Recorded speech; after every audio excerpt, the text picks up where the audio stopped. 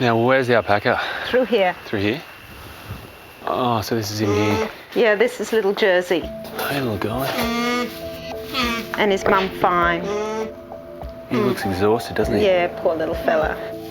The tiny alpaca is just 3 days old. So these guys were evacuated from the fire zone? Yep.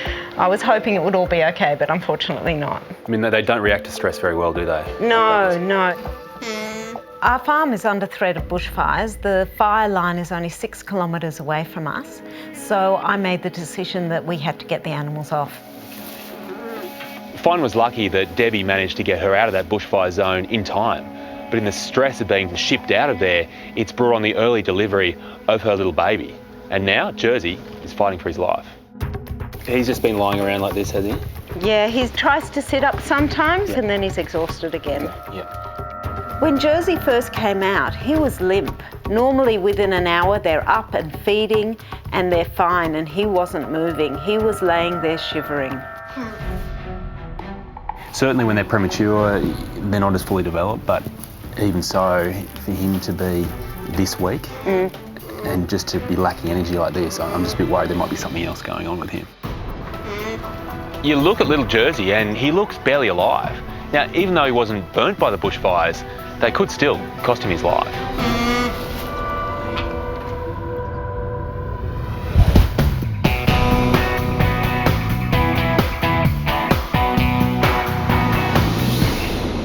I'm actually heading out to the South Penrith Veterinary Clinic. So they've got a lot of injured animals that have been dropped off at them with burns and smoke inhalation. SASH emergency vet Lisa Chimes has been called to a clinic near the fire zone. Hello. Hi Lisa, great that you could come. Thank you. We're inundated with bushfire victims. Dr. Robert Johnson has been working non-stop since the fires passed.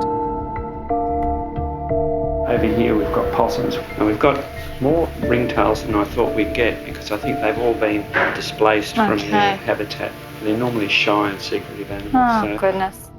So, who's in here? So this is Patricia, so she's a little female brush-tailed possum.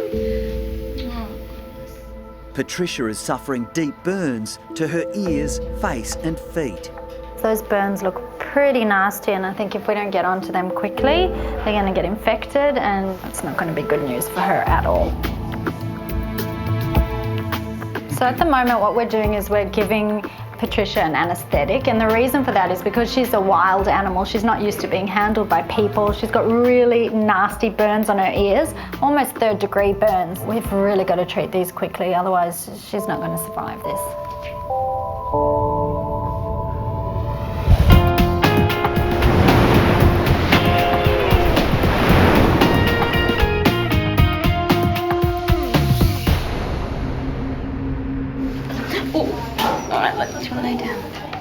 Back in Sydney, Crystal and her mother Rosemary have rushed 2.5-year-old Misty to the Bondi Referral Hospital, SASH. But I mean, what I worry about is if they say we have to keep her still. How? The Labrador has lost all movement in her hind legs. How you going? I'm Andrew. Hi, Andrew. Specialist surgeon Andrew Marchevsky needs to urgently assess the Labrador.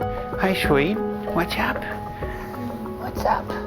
You're a good girl. You're very calm. She is. She's a lovely dog. You're beautiful. No, I just walked in the room and it's pretty obvious that Misty's paralysed. She's not moving those back legs at all.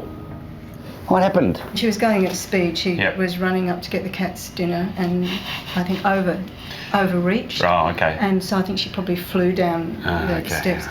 And she was like that immediately?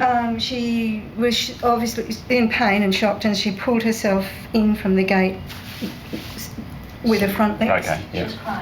I mean, typical Labrador, she spied some food and gone off after it, but forgotten that there's a 1.5 metre drop in between, and she's just fallen off it, landed on her back, and then suddenly she can't use her legs. It's not good. Have you seen it with any movement in these back legs? Not since this happened, no. First thing I'm going to check is, can she feel her feet? Because if she's got no sensation in her feet, it's pretty much all over. She won't walk again.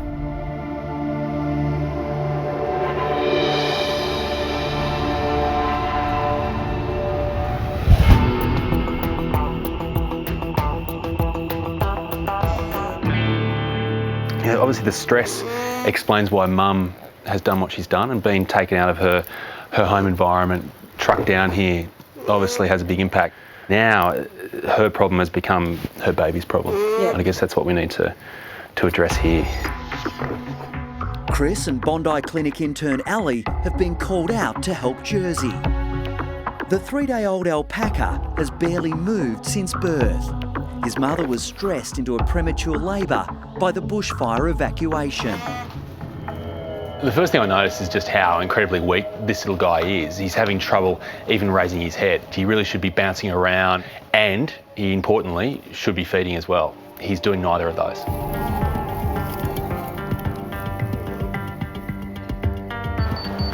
Temperature's 38.3. Okay. I just want to check his light reflexes, just in his eye. That's where mobile phones can be very handy. Yeah.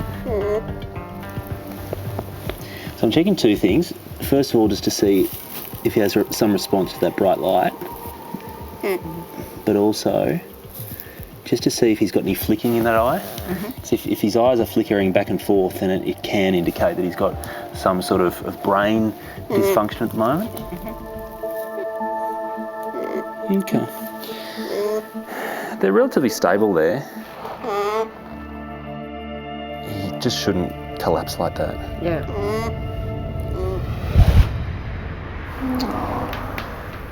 She's burnt the tip of her tail as well. Poor little thing, huh? At the South Penrith Veterinary Clinic, Lisa's dealing with a badly burnt possum. I'm just looking at Patricia's feet and just imagining that she was probably walking on a tree that was on fire. She's burnt the tips of her ears, she's burnt her face. Can you see that, Lisa? Look, those little curly whiskers. Burnt her whiskers. Yeah. It's just so upsetting to see burns on our wildlife. It has got to be agony. If these don't heal, Patricia's got no chance. What we're doing now is we're applying some really good antibiotic cream, and we're hopefully going to stop any infection from setting up. It's early days. I don't know if we're ever going to be able to get Patricia to a point where she can be released, but all we can do is try. She'll wake up soon, hopefully. Yeah, honey. But Patricia is not responding. Yeah, honey, wake up. She's survived a raging bushfire. She's come out with these burns. We just cannot lose her now.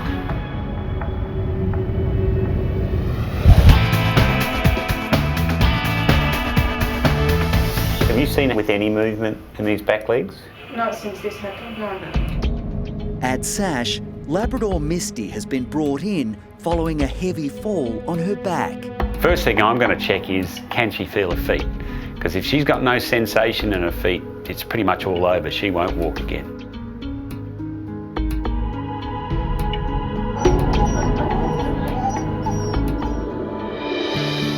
You can feel it. I know, I'm very new. I know. Yeah, because her front legs are working, the problem's in the middle of her back somewhere. I don't know what that is yet. There's three main things I think it could be. One of them obviously is she's got a broken back. She could have slipped disc, so disc has just ruptured and gone up and compressed the spinal cord. And I guess the other thing is possible is that she's had a spinal stroke. But what we have to do is find out what is going on, and I think the best way for us to do that now is to do a CT scan and have a look at that. And we'll soon tell you if she's got a broken back. Okay. Obviously, I hope that we don't have to put her down. Yeah. The quicker we can do something, the better her chances of walking again. And if we delay this, we might get to a point where we can do no good for her. So we've got to do this now.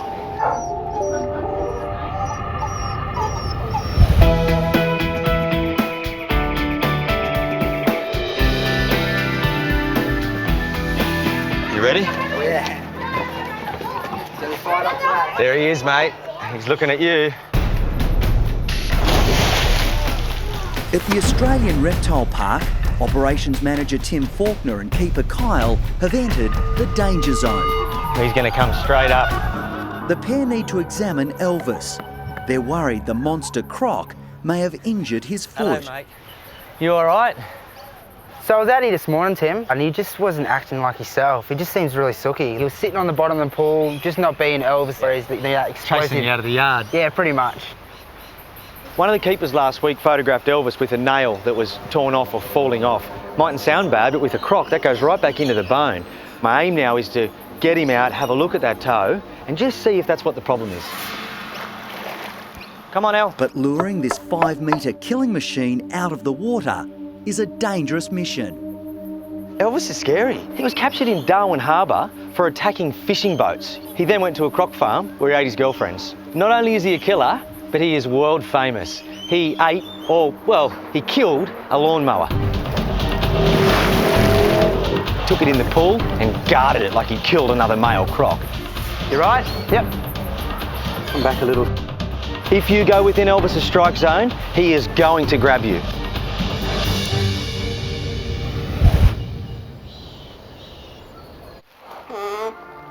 On the outskirts of Sydney, Chris is looking for clues as to why Prem baby Georgie is fighting for his life. He just shouldn't collapse like that. Yeah. Nothing truly explains why Georgie is so flat. Then all of a sudden, Debbie tells me something that may unlock this whole mystery. After she had Bub, I noticed her legs had a lot of blood on it, which is quite unusual. They're normally clean. It's interesting. Having the blood on the back of her legs isn't a normal thing. No. It's possible that because she was under stress, the umbilical cord hasn't torn correctly, and he actually may have lost a lot of blood at that time. Now, if he's lost a lot of blood, I mean, how does an animal that's anemic behave? Exactly like him. Yeah, very weak, tired. very floppy, very tired. And without that blood, he's also at risk of infections and also at risk of developing other problems as well. Knowing now that Georgie's birth was accompanied with a lot of blood makes me worried that he's anemic. He needs one thing, that's blood transfusion.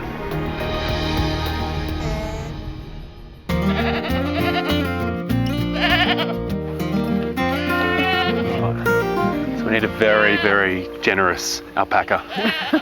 You know any around here? Oh, definitely. I can pick you one. Okay. Chris has come to the aid of 3-day-old Georgie. The little alpaca is clinging to life after being born prematurely during a bushfire evacuation. My hunch with Georgie really revolves around two things. First of all, he's anemic and he's lost some blood during the act of being born. But secondly, he's missing some antibodies. Really, the perfect medicine for Georgie right now is blood transfusion. But first, Chris has to catch a willing donor. All right, now which one's Boston? He's over there. He's the taller one in the middle there? Yep, arms up.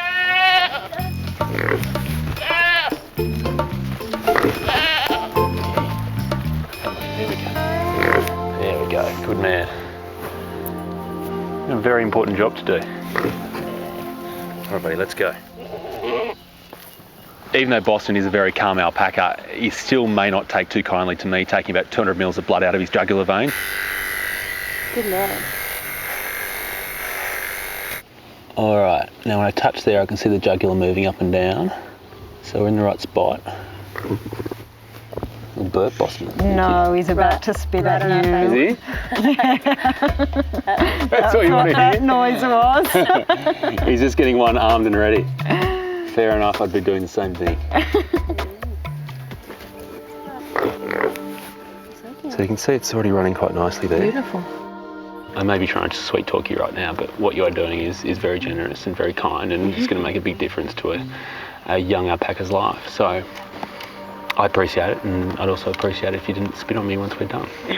How's that? All right, so that's a good amount of blood there. Thanks, Boston. Thank you, buddy. Thank you. My hope with this blood transfusion is really two things. First of all, it'll mean more red blood cells in his system and therefore more energy. But secondly, he's getting a big hit of antibodies. Both of those things combined should really perk him up. There we go, mate. Being very brave. Seeing how weak he is, the fact is this blood transfusion has to have an effect soon. Otherwise, our little mate's in big trouble.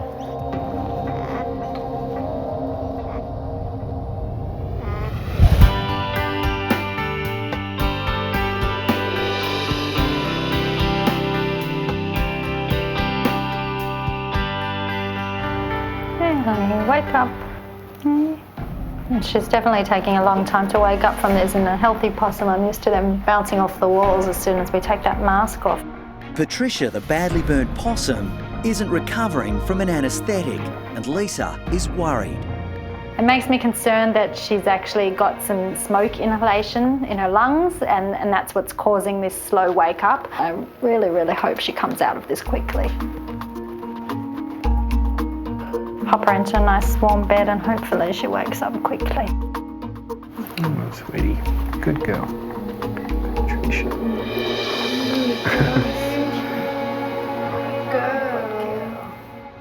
Thankfully, she started moving. She started waking up, so big sigh of relief from all of us, I think. Now we just got to wait and keep treating these burns and hope like hell that they get better. We could give her some food while she's having a little food now to distract her. I want something to eat. Oh. Patricia's feeding really well. She's tucking into this pureed apple, and it makes me think that she's got a fighting chance. Oh, you're a good girl. With the Penrith surgery full, Lisa decides to take the recovering possum to the Bondi clinic. Come on, Patricia, let's go.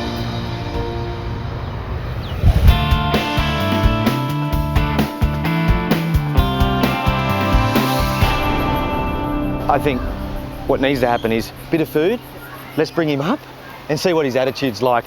Elvis is one cranky croc with a sore toe. Come on, mate.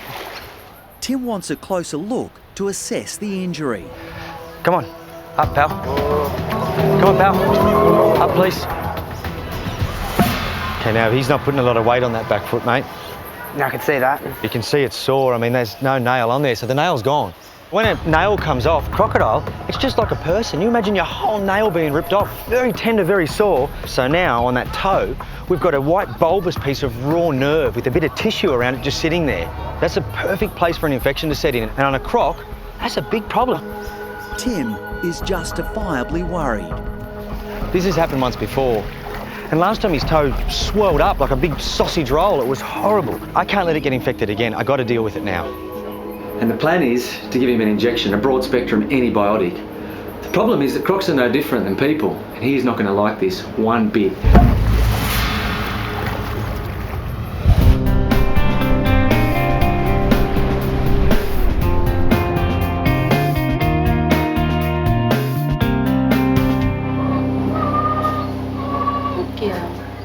At SASH, 2.5-year-old Misty is being anaesthetised for a CT scan.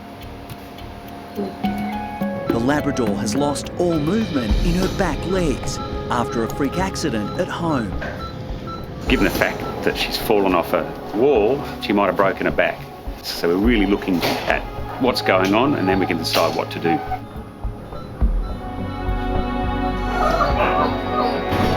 Towards the tail, there's an area here that just doesn't look right, and it looks like it might be a bit of a disc bulging. So there's no obvious broken back, which is terrific, because that's a much harder road to recovery. But she has got a little area there that I'm worried about, that it might be a slipped disc, but it's not clear enough. So we're just going to inject a dye in and around the spinal cord, just to highlight that and see if we can see how bad the compression is, if there is any. We're injecting the dye around the spinal cord, but dogs can have really bad reactions to it. So we've just got to watch her blood pressure, her heart rate, respiration, because sometimes they'll just stop breathing. So it can be a bit dicey. Suddenly, Andrew's concerns are realised. Misty has stopped breathing and is in real trouble. Just heart rate's just gone. Come on, Misty. We've just been injecting the contrast that sometimes dogs react to it quite badly, and her heart rate's just dropped off. Andrew gives a shot of atropine to stimulate her heart. Thank you.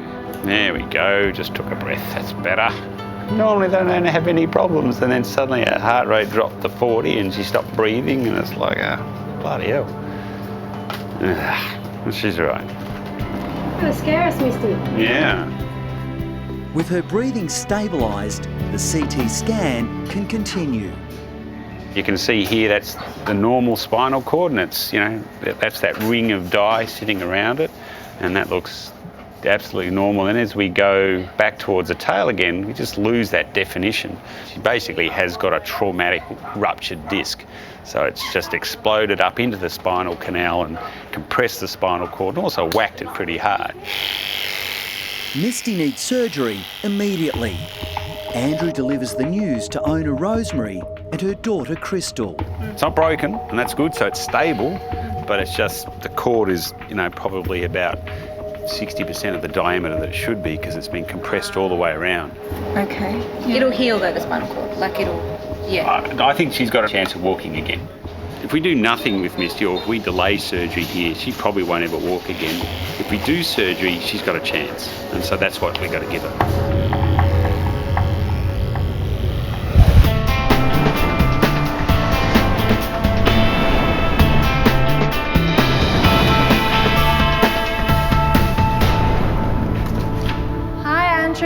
How are you? Good. What do we have here? Lisa has brought little bushfire victim Patricia to the Bondi clinic to recover. She's got burns on her feet and on her ears. They're quite bad burns, but overall she just needs a lot of care. Bye Patricia, I'll see you soon. Thanks Andrew, I'll talk to you. See ya. Alrighty Patricia, no more bushfires out here at Bondi. I'm just going to pop you into a nice cage with some flowers and a fruit salad. There you go. So the plan for Patricia now is to set her up with some food and water, give her a nice dark environment and just give her some rest. Lisa and all the vets here are going to take great care of you.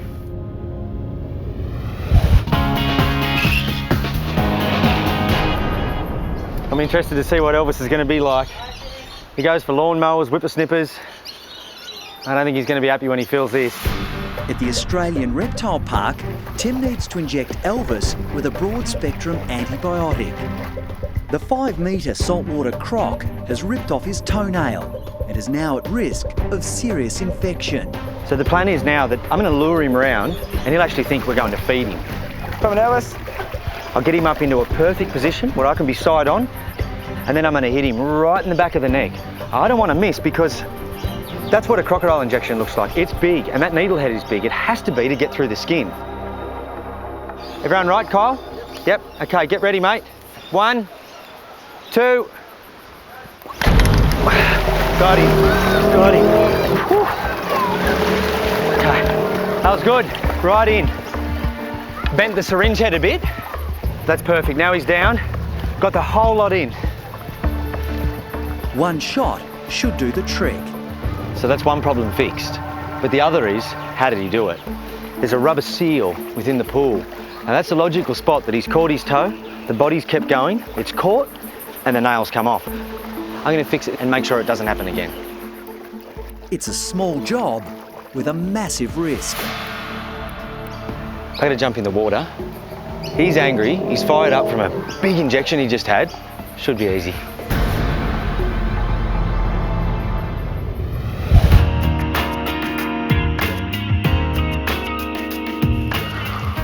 All right, all done. Yep. Chris has just given Jersey a blood transfusion in a bid to save the newborn alpaca's life. I'm hoping his body is now being filled up with energy, with antibodies. He's going to be carrying so much more oxygen around. All I can do right now, though, is wait. But now Jersey's mum also needs Chris's attention. All right, so we need 2.5 mils for her. An antibiotic injection should prevent any post-birth infections. You've been very good. She was trying. She made her feelings very, very clear though. Okay, so that should be the whole family taken care of. This time you're waiting for your treatment to take effect, minutes can seem like hours. It's now been 20 minutes since his transfusion, and so far, Jersey has failed to respond.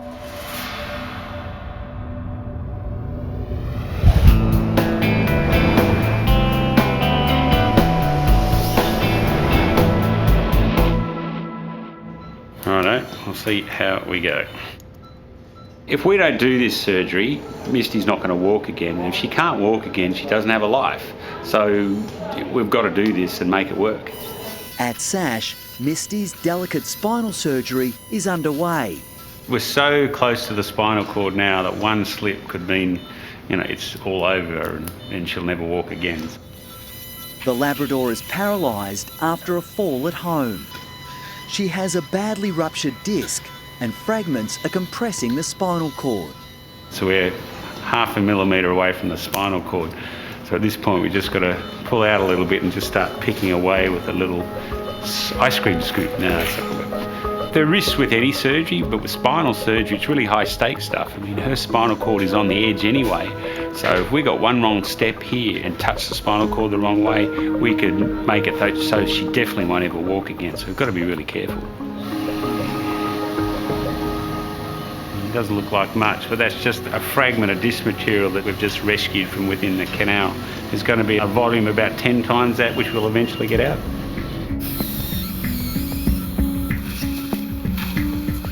So now I can actually see the cord. What we've done is taken all the pressure off the spinal cord and given it the best chance to heal. We're just at the end of surgery now and we're suturing everything back up. So we've done what we can, so now it's just time. And TLC.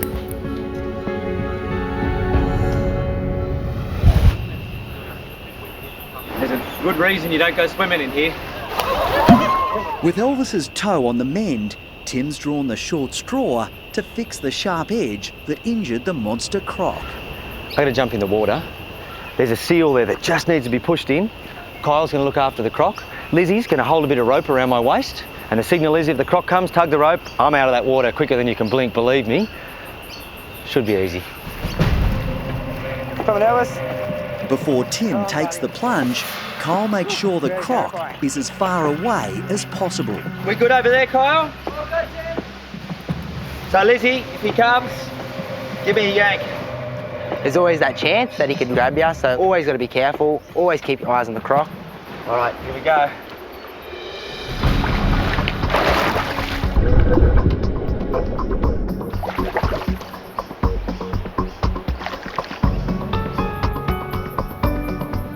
Guys, he's on the move a bit. Elvis senses an intruder. Oh. Tim has to work fast. Just that one last bit.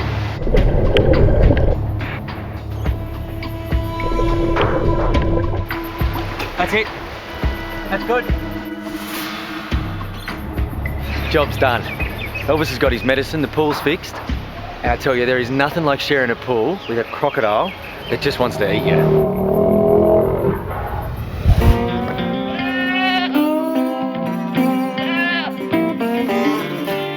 Try to get up, Everybody standing up?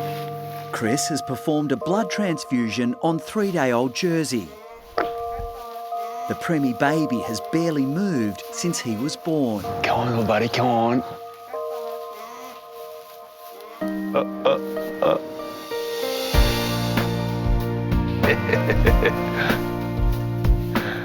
Nice work. This is just amazing. First steps. Well done. Thank you. I'm relieved. He looks good. He's never done this before. This is just amazing. That's great. It's really good. Jersey's hopped to his feet and run straight over to his mum and suckled for the first time in his life. It's incredible. So cute to hear him sucking. When you meet a little guy like Jersey whose life is in turmoil, you hope that in some way you can make a difference. And seemingly today, we've done just that.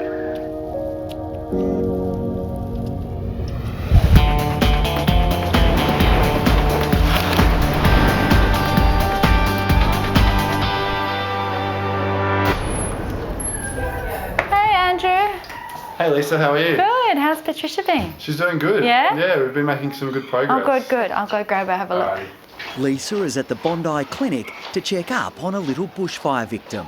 She wasn't in a very good way and we were worried about infection and whether she was even going to make it. So I'm really hoping that today she's looking a lot better. Hi. How you going, Bubbler? Hey. What have you been eating? Oh, look at you. You look fantastic. She is a completely different possum. She's eating really, really well. This is a good sign. How are you doing? I know.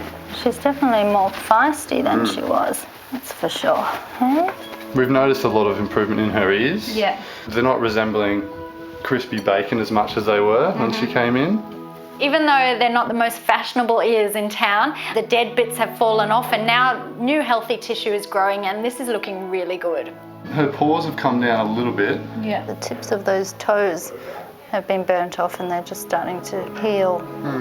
There's some blood there, which actually means that there's blood supply and the tissue is nice and healthy. So it's going to take some time for them to return to normal, but it's definitely a huge improvement compared to how they looked.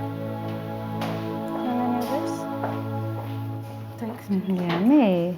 We've been hand feeding her as much as possible just to stop her using those little hands.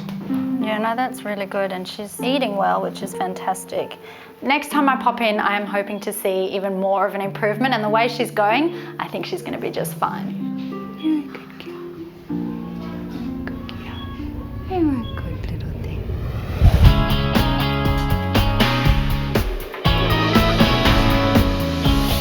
Hey, Misty. Oh, it's bright, isn't it? Who's that? Is that your mum? Rosemary's come in to visit Misty today. She hasn't seen her since the surgery, so she doesn't really know what to expect. When Rosemary and her daughter Crystal brought their paralysed Labrador Misty into SASH, they feared the worst. Obviously, I'm hoping that we don't have to put her down. Yeah. It's been a traumatic ordeal for the young Labrador.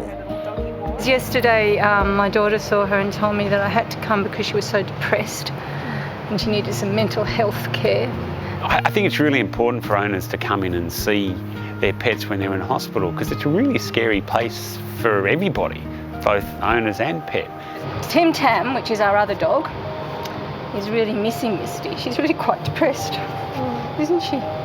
She's a bit sad you're not there, even though you pester her. You watch Rosemary and she's patting her and giving a scratch on her tummy and Misty's sort of rolling over and taking it all. And I think it's a really nice, secure feeling for both of them. It's really important for their mental health. Maybe if you just wander down there a bit and we'll see if she'll wander as well. See? Look at that leg go. Yeah, that one's going good. Yeah. Walking with Misty today, her left leg's not doing as well as the right. It's not that surprising because most of the trauma was on that side because it's still possible that one's just going to just not do anything. Good girl. She's just a bit stuck, aren't you, darling? We just wish you could get up. That's the only problem. Yes.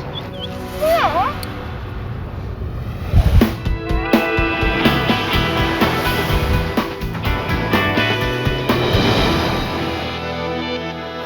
Hello, how are you? Good, how's she going? She's good. She's so much better.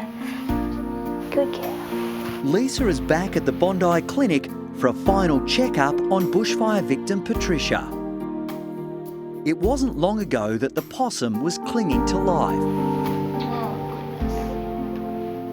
Her skin has healed very well. Oh my goodness, look at those ears. And she's got her spark back, so she's pretty keen to... You want to get back out in the bush, huh? Yeah. There you go. Alright, sweetie.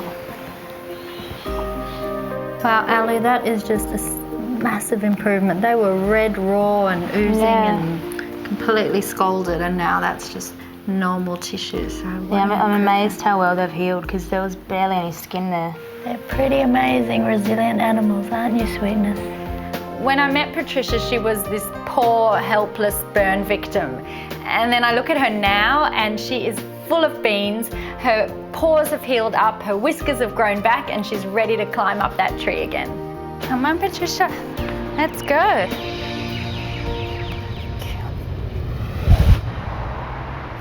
Righto, Misty, let's see what you're up to. Come on, you're going to see what you can do. Come on, Misty. It's time for Misty to go home. Good girl. Let's see how you go. Look at that. Look at that. Oh, wow, look at that. This left one's got a little bit to go, but that's all right. She's nearly not knuckling on that other side, which is fantastic. This right side's going really well.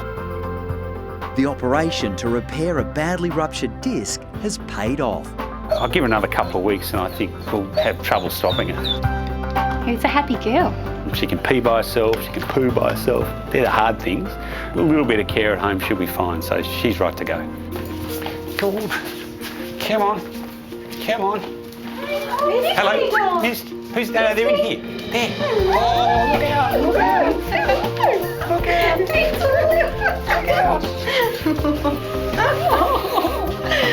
Oh, the tail. There we go. Good girl. Hello. See, they still love you. Well, she looks thinner, which is good. Came in paralysed and you came out thin. Yeah. Perfect. Well done. Crystal and Rosemary have still got a bit of a job ahead of them because Misty, I think, thinks she's better than she actually is. She wants to go, so they're going to have to actually slow her down. I'm fine now. It's all over. What was the worry? I'm good. And I'm skinny. All right then. See you later. When we first met Misty, she was paralysed in pain, and really it was touch and go because we didn't know whether she'd be able to walk again. Well, she could walk again, and that's a great result.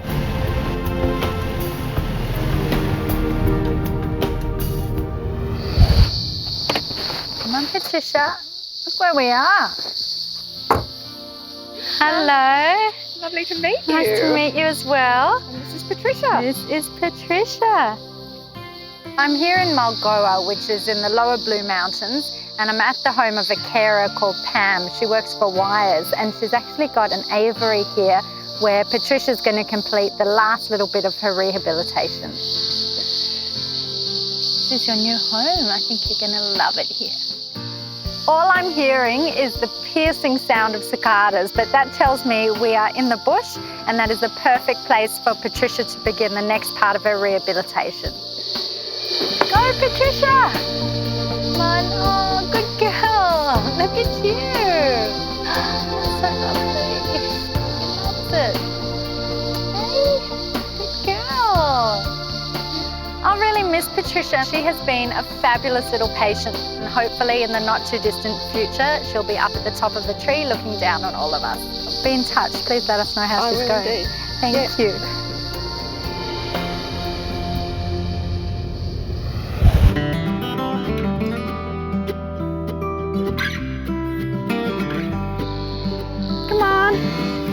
As for Jersey, the little alpaca has now fully recovered from his difficult start to life. I didn't think Jersey would live, straight out.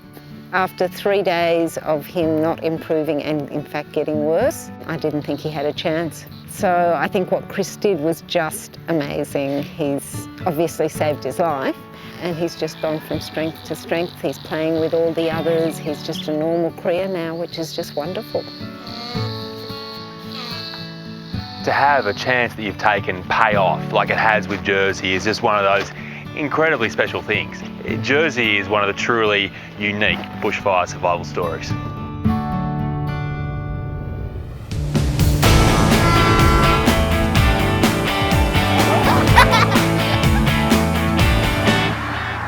I've learnt that when I come up here, I might as well pack the medical bag because this always seems to turn into some sort of working holiday. In far north Queensland, Chris was meant to be on a break from his vet duties. But he's received a call for help from the most unlikely of places. Chris, how are you? Good to see you. Hello, and hello to you, yes. Now, I've been told you've got a bat that's just been brought in. We have a little insect-eating bat. Okay. Yeah. Jenny McLean runs the Tolga Bat Hospital, an incredible rescue and rehabilitation centre that looks after more than 150 injured and orphaned bats. We're looking after anything from the big flying foxes down to the little microbats.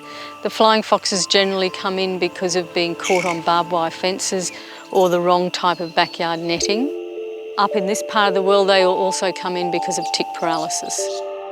These are little fruit and blossom bats. They'd be a month of age. These are hand-raised ones, and they'll go outside in a few weeks and progress through until they're released. As amazing as these guys are, this isn't the reason I'm here, is it? No, we've got a little microbat for you to look at. Right. Oh, wow. Little Millie here, she just came in today. She was found on the floor of a farm shed. Here's a pair of gloves for you. Thank you. She's covered in some sort of globby stuff that we're not sure what it is. She's just incredible. Yeah. We're hoping that Chris can get this stuff off to prevent the bat grooming it off itself and then ingesting it. You're tough, aren't you? So I guess the worry I've got is that being in a farm shed, there's all sorts of chemicals around, all sorts of oils, and bats and oils and chemicals don't really mix, do they? No, that's right. As a general rule with animals, usually the smaller they are, the more susceptible to shock they are. And Millie's just about the smallest you'll see. So the first thing I need to do is check Millie over and just see what sort of condition she's in. Just that skin over her shoulder blades there, just looks a little bit tight. So see, if I pinch that, see that pinched skin staying up there? Yes, yes. Yeah, so she's dehydrated. Certainly with this heat too, dehydration is going to be a big issue for her.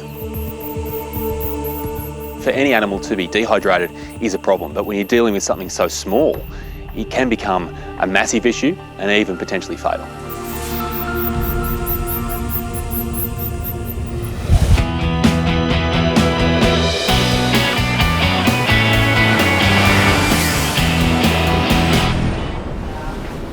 See the vet in a minute, okay? Yeah. Poor little thing. Aren't you, eh? You're a wounded little soldier, aren't you? At the Bondi Referral Hospital SASH, David and Margaret's 3-year-old Cocker Spaniel Daisy is in severe pain.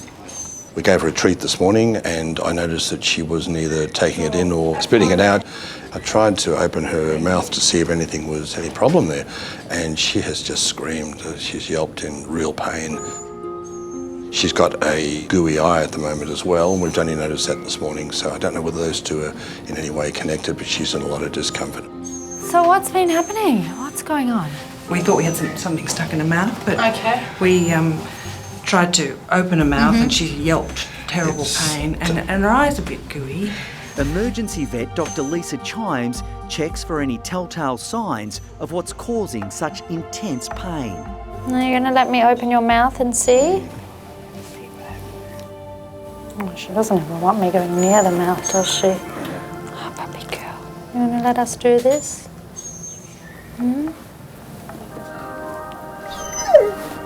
Sweetie.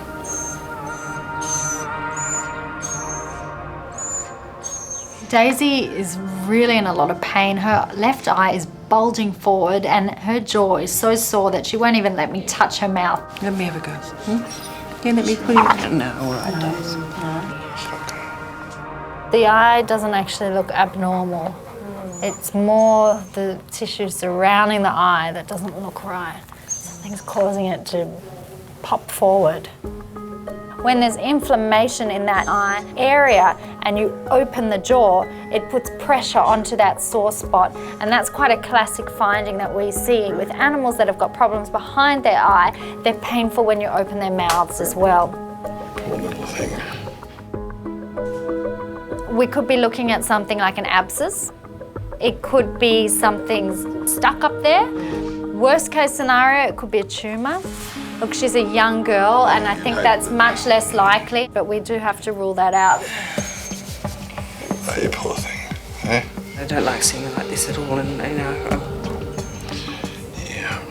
What I think we should be doing is a CT scan. She'll have to have an anaesthetic for that, but that allows us to see the whole skull and all the soft tissues and everything around the eye, and hopefully we'll see what's going on there.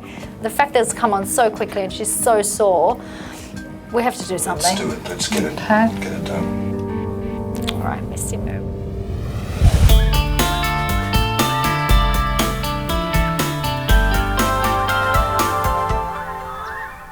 Tim Doyle radio holders helping with Leo.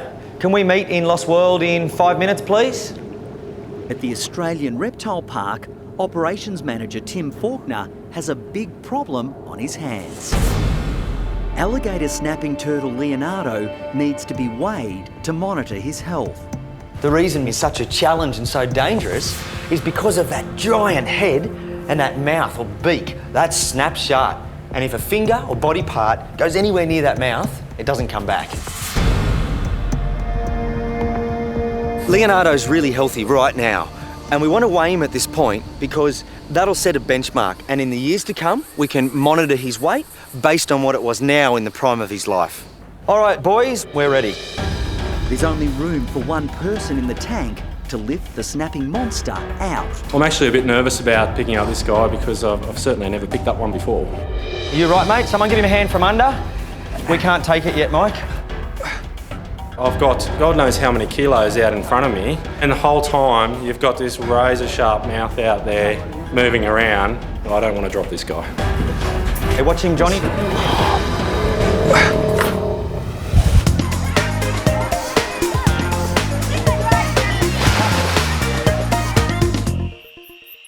Just looking at how dehydrated she is, I think she would benefit from some fluids before you do too much to her, just to try to stabilise her, get her blood pressure back up. And good idea.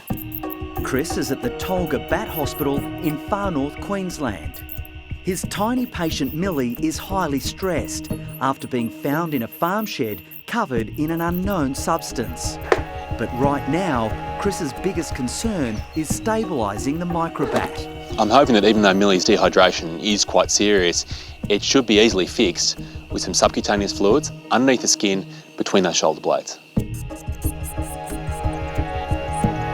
It's not much, less than a mil of saline, but it should be enough to stabilise Millie and give us enough time to try to get that liquid off her skin. She is trying to clean that, isn't she? Yes. She knows it's not right. Time is against them, and Chris still doesn't know what that mystery substance is. The concern is if she tries to groom that off and swallow it, it could be toxic. This is a very, very gentle cleaner that's essentially going to almost absorb into the oil, and then hopefully it'll be a lot easier to take off than the existing oil we've got. It's so gentle. She's very stressed while we're handling her now. Hopefully by the time we finish cleaning her up and we can provide her with some food, that might calm her down a bit.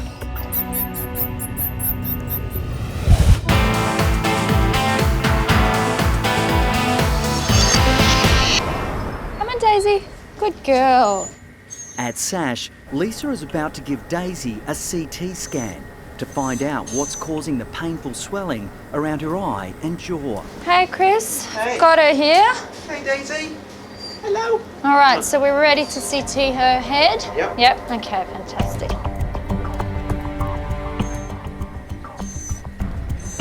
Daisy has to be anaesthetised for the scan.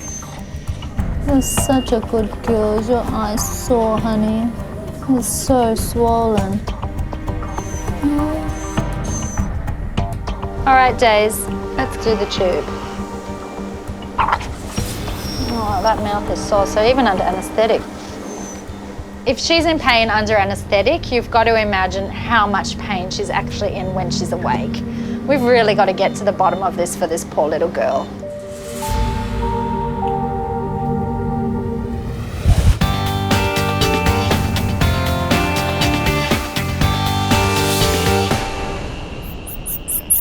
Oh, lovely.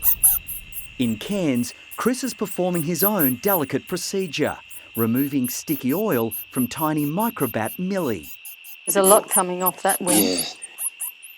The smallest drop of toxin could poison a creature this small. It doesn't take too long before we're starting to see some results. Those cotton buds, they're covered in oil. Okay, I'm pretty happy with that. And that's a lot. It is, off a little wing. Yeah. Chris removes the last of it. If Millie is going to make a full recovery, she needs to eat right now. And thankfully, mealworms look to be one of her favourites. It's one of the most unattractive eating sights I've ever seen in my life. I know you're beautiful in your own way, but as half a mealyworm goes into those teeth and face, look at you go. The cleanest bat in Jenny's clinic will spend the next 8 weeks recuperating and then hopefully be released back into the wild. Okie doke. Jenny adores each and every bat. She cares for them, she fusses over them, and she knows that out in the wild, they do it tough. Here you go, off you go. Thankfully, with Jenny on their side, got a much better chance. Right, good night, little one. There you go.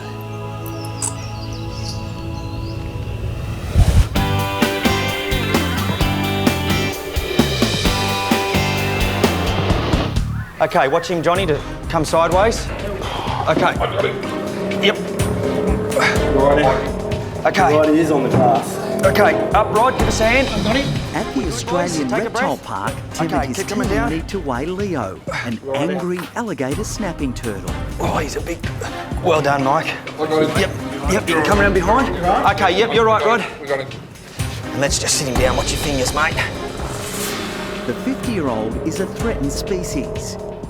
This weigh-in is a vital part of the protection program aimed at saving the turtles. 3. Okay, let's go. Just watch your legs. Right.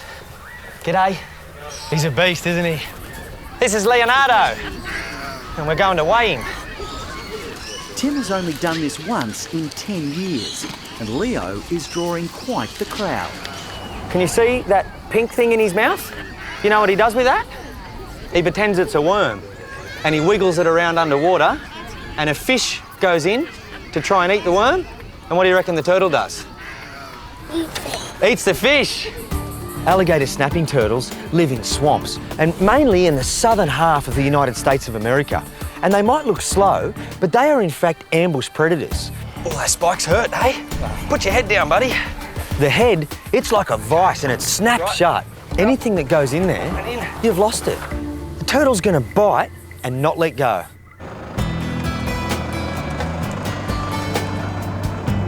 Leo is too big for the scales at the park, so Tim must head off-site for the all-important weigh-in. But on arrival, the team discovers a new problem. Oh, thanks a lot, mate. You've turned around. Come on, pal. Whoa. Got him, Johnny. All right, let's grab him, mate. Watch your hand. Oh, that's close. Let's go. Getting him out of the truck was hairy because it's not just the mouth you're worrying about, but him falling on the ground. Even at short distance, he does not bounce. Okay. Right. The scales are pretty straightforward. We walk on there with him, take our weights away, and we end up with Leonardo's weight. Righto, off we up. Oh, 44.5. Leo could live up to 200 years if he remains healthy. Weighing animals is a very easy way for us to monitor their health. By knowing when they were healthy, we get a benchmark like Leonardo is now, and we can monitor that in the years to come. Okay, let's go.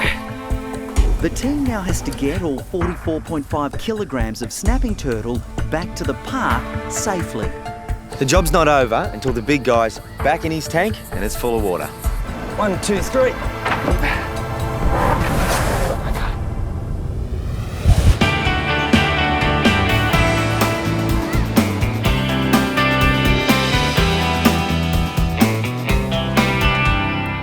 That's a good girl. That's the way. I'll just turn you around, Missy Moo. At SASH, Lisa is giving Daisy a CT scan. She's trying to identify the cause of the Cocker Spaniel's swollen eye and painful jaw. Daisy was yelping even when I was trying to open her mouth to put the tube in, and she was half anaesthetized. So you can imagine how much pain she's actually in when she's awake. All right, so I'm just looking at the CT now, and what we are looking at is a slice through Daisy's head. This side is supposed to look like that side, and you can see how much more tissue and swelling there is behind that left eye, and that's where Daisy's pain is coming from.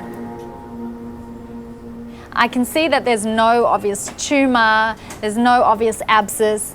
I can't find any foreign material or something stuck behind the eye. Most likely, I'm thinking something like cellulitis. Cellulitis is an aggressive bacterial infection that can spread rapidly. I do want confirmation from our radiologist, so I'm going to send the images to them. But in the meantime, I think it's best that we start treatment quickly, because if we delay it any longer, that infection is going to continue to spread. That's life-threatening.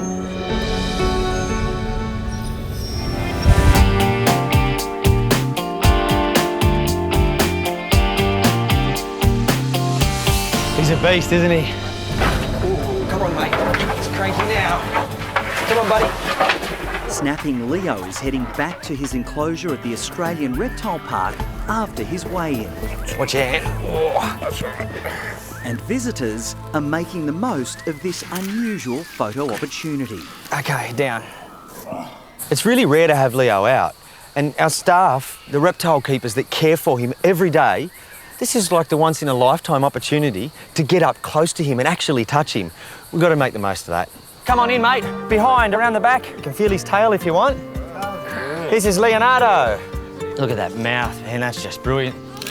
All day, Tim has been wary of those snapping jaws. This is a piece of bamboo. It's fresh, so it's reasonably soft, but I want to show you just how strong his jaws are. Whoa! You do not want that to be your finger. He's not going to let go. Come on, mate. Right, Johnny? Yep. 1, 2, 3. There we go. Getting Leo back into his tank yeah, you can help will on the back, be mate, be good. dangerous, so no one is relaxing. Getting Leo out, that was hard. But reality is, getting him back in, it might be harder. Okay, let's go up. Watch your legs, Johnny. Okay, you take next step, then I'll come up. Hold him for a sec, lift. Okay, watch your arm, Johnny. Watch your arm on the side. You got him, mate? A really awkward position to be holding something in, and it's like carrying a bag of cement with jaws. Hands away, Rob. Hands away. Yep, watch out, Johnny. Back a bit. That's good. His front arms might get stuck a little. Okay, Mike, and down. Good job, mate. That went really well. Leo's back in. He's not real happy. He's having a bit of a sook, but what a great team of guys. And that was really successful. And we've got all our fingers. And look at Leo, he couldn't be happier.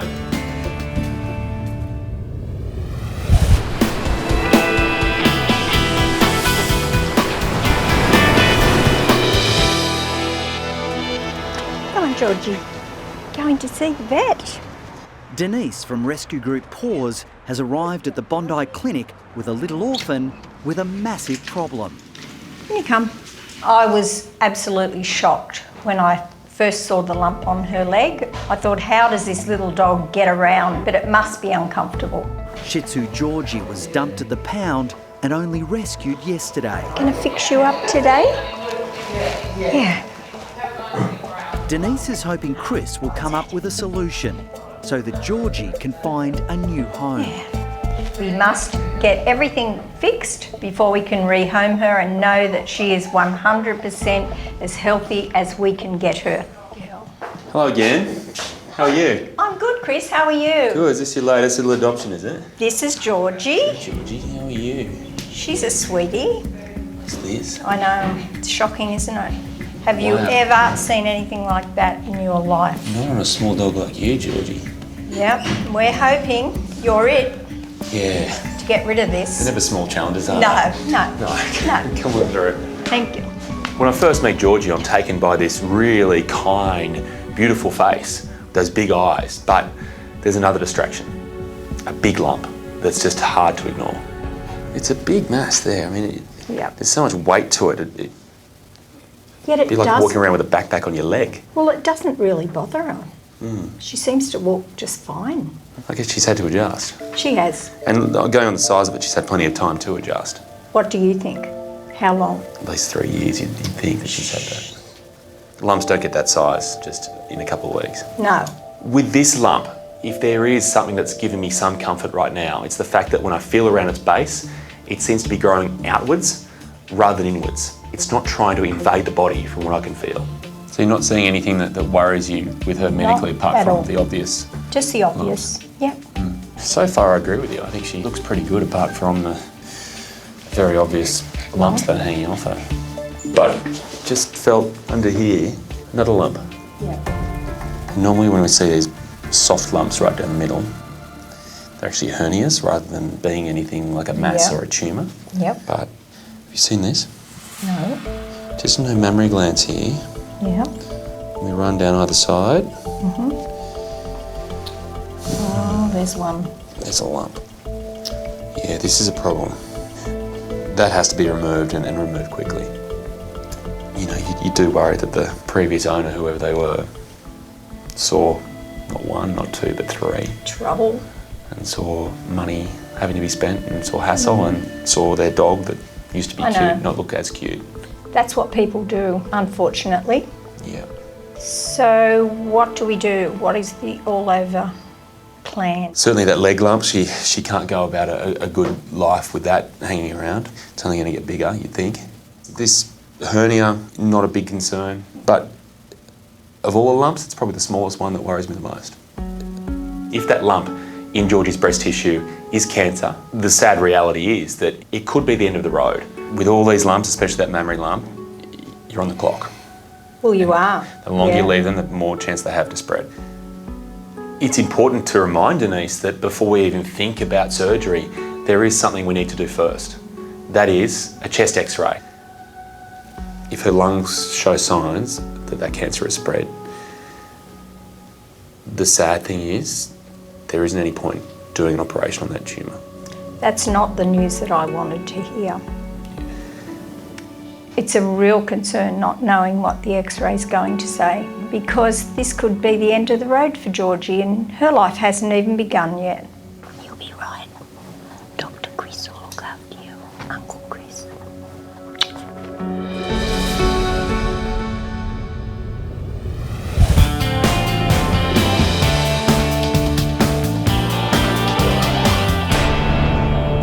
You're a sweet little thing. Out you come. That's a girl. I know, you've woken up a bit more. Yeah, you have, I know. You're such a good girl. Lisa has kept Daisy under 24-hour observation to see if antibiotics reduce the pain and swelling in her face. Right now, we don't have a 100% diagnosis as to what's causing Daisy's problem. In the meantime, we're going to treat for cellulitis, because if we don't, she's going to get worse and fast. Yesterday, owners David and Margaret brought the 3-year-old Cocker Spaniel to Sash, suffering intense pain. Yes, a good girl. You're a wounded little soldier, aren't you? Hidden cuts or abrasions can cause cellulitis. But Daisy has no visible injuries, so Lisa's hoping she's on the right path. That's a girl. So I've given Daisy an anti-inflammatory and an antibiotic, and she's on a drip because she can't eat properly. Now all we can do is wait. Hopefully that will make you feel better soon, Bubby. Hello, it's Neil here from Bondi Vet Hospital. I've got a lost dog with a microchip.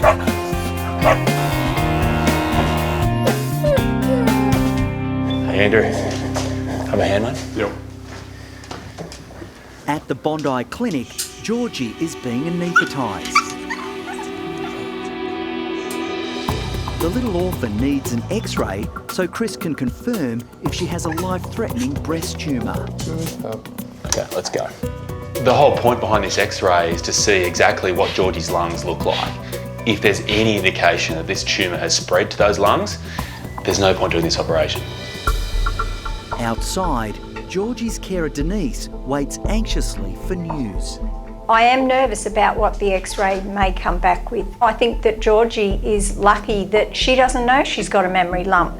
So I'm going to do all the worrying for her until we get a clear x-ray.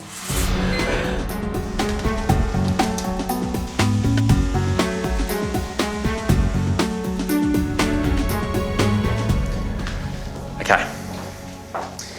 You can breathe for the time being. X-rays are clear. That is fantastic, isn't it? Yeah. Great work. Okay, so I'm not going to delay. I want to get to this surgery straight away. Yep. All right? I'll let you know how we go. Okay, give me a call. Thanks, Chris. Bye. All right, let's go. Chris preps for major surgery. Removing the 3 lumps might take several hours. We start off with the hernia, then we move on to the big leg lump. Then from there, I guess the main game, which is going to be that mammary tumour. Vet nurse Andrew assists Chris with a delicate operation, keeping a constant watch on Georgie's vital signs. You've got to move quickly. We're asking a lot of Georgie to be under anaesthetic for a long time right now. Any longer than, say, 3 hours, it becomes a big risk for her to handle. As you can see, one little cut into this hernia and it's revealed what we thought we'd see, which is just a whole lot of fat.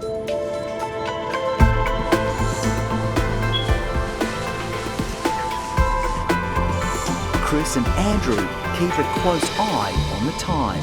Okay, so now we've taken care of that hernia and it's time to move on to the big one, the leg lump.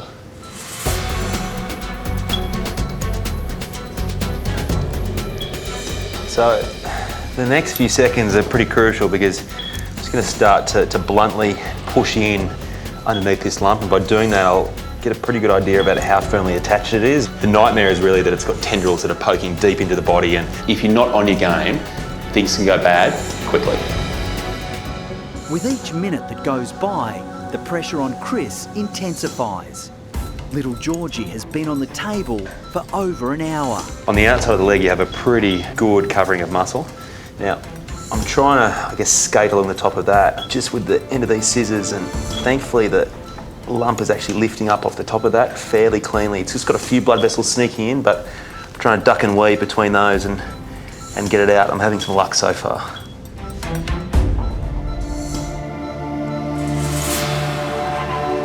Wow, look at that. Looks great. Yeah. This lump is huge. It weighs over 200 grams. It's almost 5% of Georgie's body weight. You know, I don't like to jump to conclusions, but the fact it doesn't have a raging blood supply is a really big positive, because usually it's the nasty tumours that are demanding a lot of the body and really trying to grow quickly and getting all that blood flow. Okay, all right, mate, so that's done. Georgie's now been in theatre for over 2 hours, yet the fact is we haven't even touched the tumour we were most concerned about. The serious part of this operation begins now. Final leg.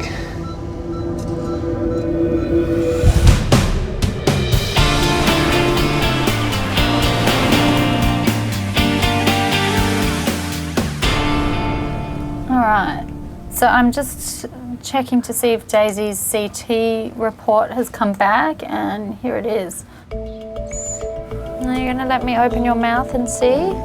Distressed Cocker Spaniel Daisy was brought into Sash by owners David and Margaret, suffering from a swollen eye and a severely painful jaw. Oh, she doesn't even want me going near the mouth, does she? Lisa suspected these were symptoms of an acute infection called cellulitis and started Daisy on an immediate course of antibiotics. The report from the radiologist is actually really good news. It means that our initial suspicions were right. Daisy's on the correct treatment and we just need to continue on and we'll get her back home. Hi, Daisy. Hi. I know. You're looking good and very happy. My goodness, that's so much better. That is so much better. Hey, it's gone right down. It has. Can I get you out? You want to come out with me? That's a girl. Good girl. Let's have a look. Can I have a look at you? Wow. Yeah, that's great. Daisy's so much brighter compared to how she was when she arrived. She's friendly and wagging her tail. This is a really good sign. So much better. Yeah, you're looking great.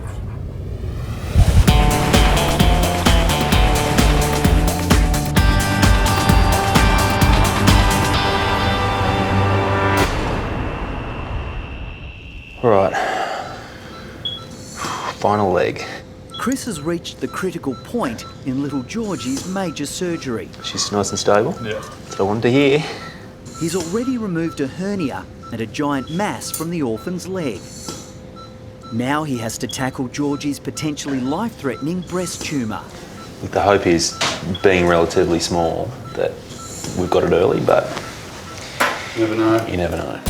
The tiny stray has already been on the operating table for more than 2.5 hours. Chris has to work fast, but he also needs to be careful. Make no mistake, you have to treat mammary tumours with a lot of respect. They're usually growing quickly, they can be invading deep into the body, and they have an amazing blood supply. If you're not on your game, things can go bad quickly. The fact is, a tumour isn't just the lump that you can see. Quite often they have little tendrils of cells that are spreading deep into the body, trying to invade further. To be safe, you have to take not just the lump you can see, but also a healthy margin of tissue around it. All right. You can see right here why I'm going so carefully and why I have so much respect for this area. I mean, just here, we've got a massive blood vessel cut through this, and the fact is, Georgie would simply bleed out. After more than 4 hours, the surgery is finally over. Okay, and he's gone. But Georgie is not out of the woods. Chris needs to send tissue samples to the lab to test for cancer. The results will determine if this little orphan has a future. Let's go. Right now it feels like we've been through the toughest part through the operation, but you still worry and you still hope that they're tough enough to carry on through the night.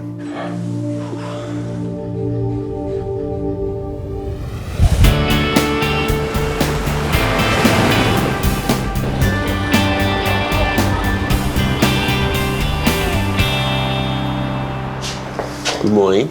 How are you? Did you sleep okay? Have you had a look around at the new body? It's different, isn't it?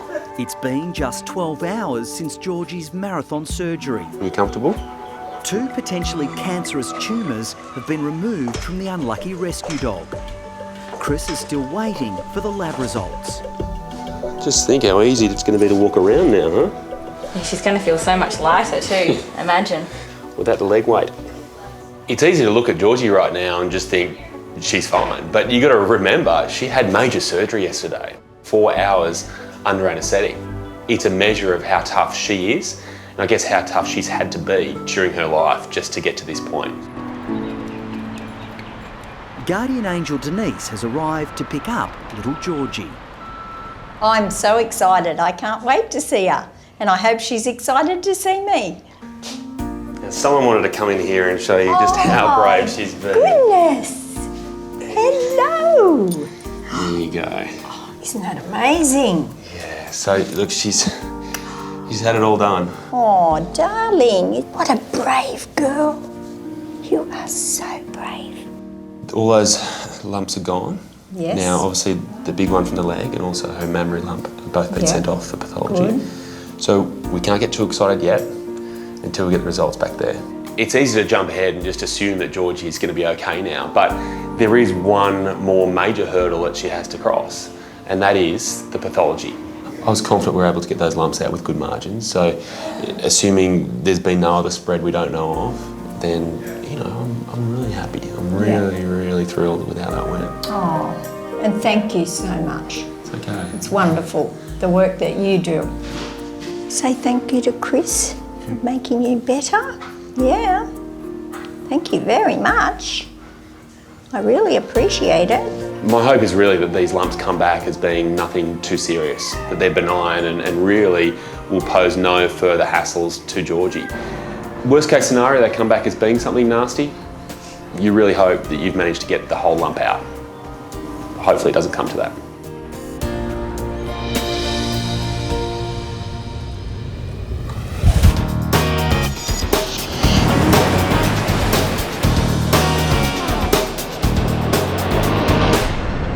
Daisy, hi.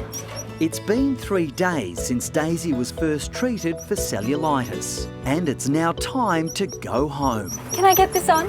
You gotta wait. You gotta wait. Hey, I know. Daisy, wait. Daisy is clearly feeling much better. I can't even hold her still. Are you ready to go? Yes. Yes, I am. Yes, I am. The swelling's gone right down. She's comfortable. She's happy. I think she wants to go home. Okay. Let's go. Let's go. Let's go. Come on, let's go. Yeah. You won't believe who's around that corner. I think you know. Oh, God, look at her.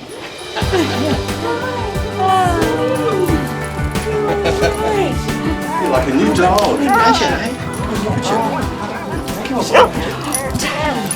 Oh, Daisy.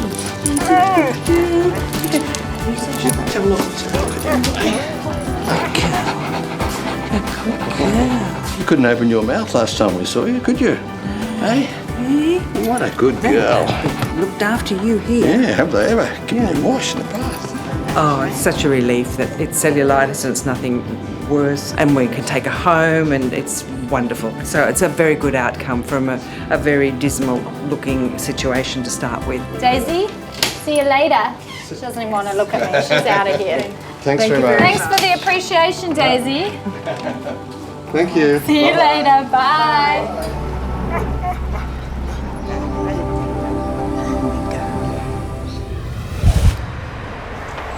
Chris, I've just got Georgie's results for you there. Thanks. Cheers. When Shih Tzu Georgie was brought into the clinic, the little stray was in all sorts of trouble. It's a big mess. Yep.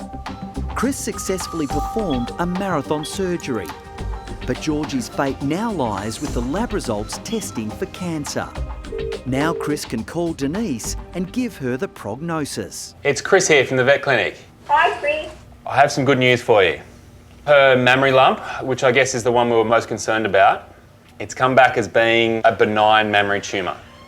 Oh, that's good. As for that enormous leg lump, it was also benign. I couldn't be happier with these results. No, well, I'm thrilled. She's happy.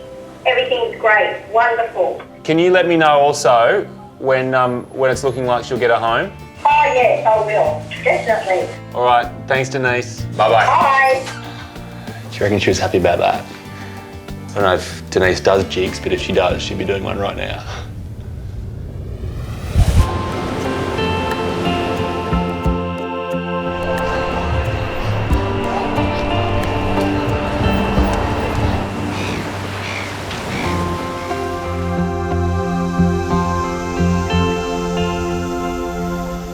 6 weeks have passed and Chris is making a very happy house call. Hello, Denise. How are Good you? to see you again. But Great to see you. You know I'm not here to see you, don't you? Oh, I know, I'm really disappointed. Look at this. Wow. You are not going to believe it. Little Georgie has made a complete recovery. Look good, don't you? And you look happy. And her foster mum Denise has found the orphan a permanent home with Francis and Michael. Georgie absolutely loves Michael and Francis. You can just see the love all over her face. It's an absolutely amazing ending. It makes it so worthwhile. Do you think she might have found a good home? She's beautiful. Those eyes, how could you resist them? No, it suck you right in. Yeah. Very glad we got her. She's beautiful. I tell her every day. Michael says she's going to get a big head. For me today, the greatest thing is she's found love, and that love not going anywhere. Good girl.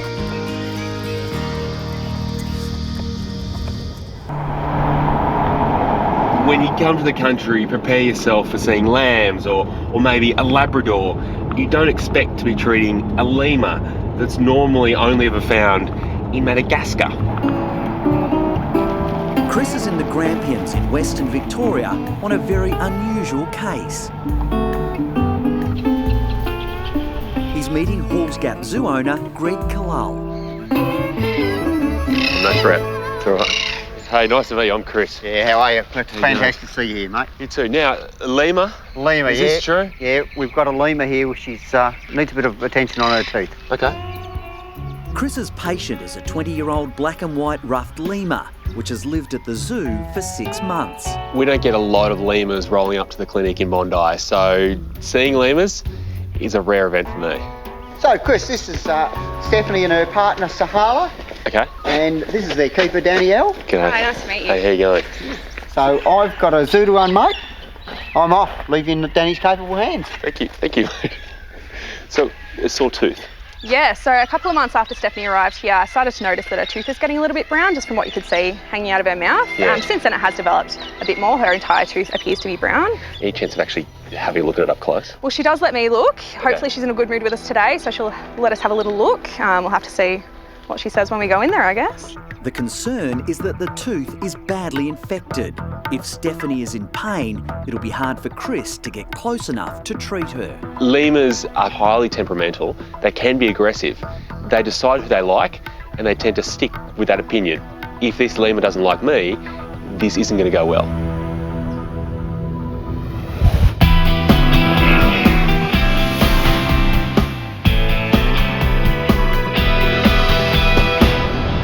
How are you, Rose? Hi, Lisa. How are you going? Good. This is Lexi. Oh. She's happy to see you. Hi, Lexi. Oh. Who are you? Can I meet you? Timid little Chihuahua pup Lexi doesn't have a home. Come on, sweetie. You can do it. She's been cared for by the New South Wales Animal Welfare League. Rose has brought Lexi to see Lisa at the Bondi Referral Hospital SASH to find out what's wrong with her leg. She came into the Animal Welfare League yesterday and the owner couldn't look after her anymore and couldn't afford any veterinary treatment. Okay. And we've been noticing that she's been limping, so there's certainly a problem there. Okay, and any idea how long it had been like that for? The owner thinks that she's been like that for about 6 weeks. Oh, wow. Yeah. Whether or not she's been dropped or maybe stepped on by accident. But at this stage, yeah, we don't really know what the story is or why treatment didn't really go ahead at the time. Yeah, she's really not using that leg well at all. Yeah, it looks really sore. Yeah, and she's got the energy and she seems really happy, but she just keeps hopping along and lifting that leg up.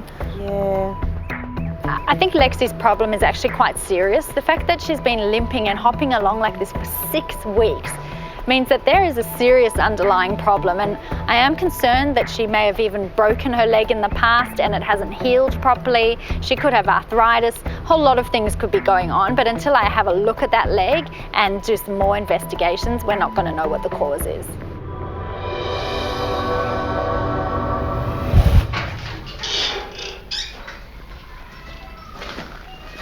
All right, so which one's she? So this is Stephanie over here, and this is Sahala, her partner. At the Halls Gap Zoo, Chris needs to get a closer look at Stephanie the lemur's tooth to decide if she needs treatment. So which tooth are we worried about? So it's on her left side. It just looks unhealthy compared to the others. There is obviously something wrong. We're just not entirely sure what the issue is just yet. All right, so we need to have a look at her. How do we do that? One sneaky way of doing it is give her a little treat and then try to lift up the side really gently with your finger. Do you mind if we just have a little, a look in there? It's clear, isn't it? She wants the food, but she doesn't want the examination. Yeah. Each time I get anywhere near that tooth, she's just pushing me away. She's doing what everyone wants to do to the dentist. She's just smart enough to do it. Try and hold on really hard. Oh, a little look there. No, don't push me away. Thank you. No. An untreated infection could be life-threatening, but Chris can't get close enough to examine the tooth. The big problem we're facing here is that everything in this enclosure is in Stephanie's favour. What we need to do is turn things around so they're more in our favour, so we can actually look at that tooth.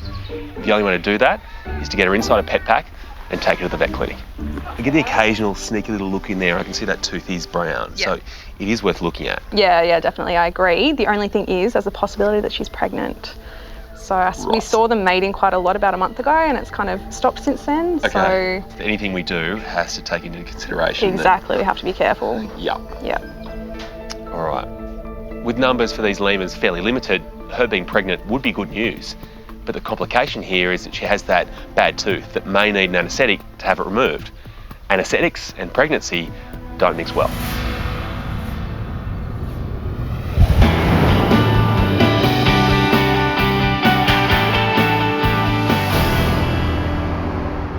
Let's have a look at her. Hey Lex, let's have a look at you.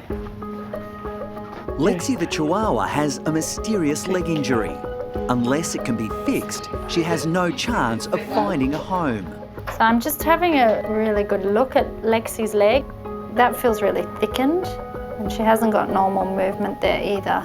I think this is where the problem is. Something has happened to this elbow 6 weeks ago or whenever it occurred.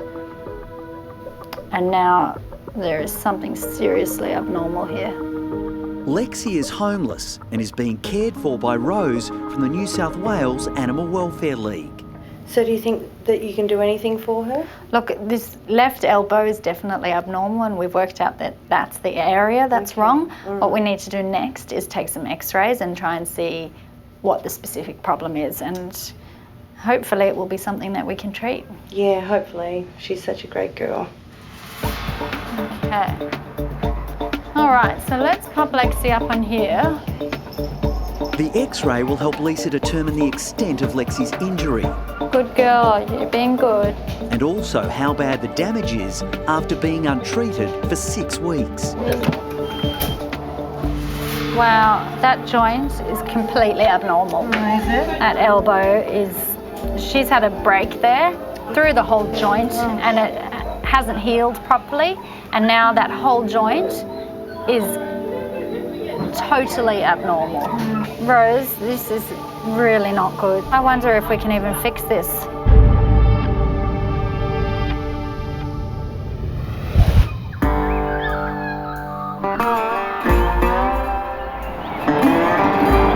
Almost there, girl. Chris, along with keeper Danny and Stephanie the Lemur, have arrived at Hamilton Animal Health Clinic, 90 minutes from the Halls Gap Zoo. All right, so she's travelled pretty well, Nat. Great. Now, obviously the main concern is this tooth. Yep. But, as Danny told me, the other concern is the fact she might be pregnant. Oh, okay.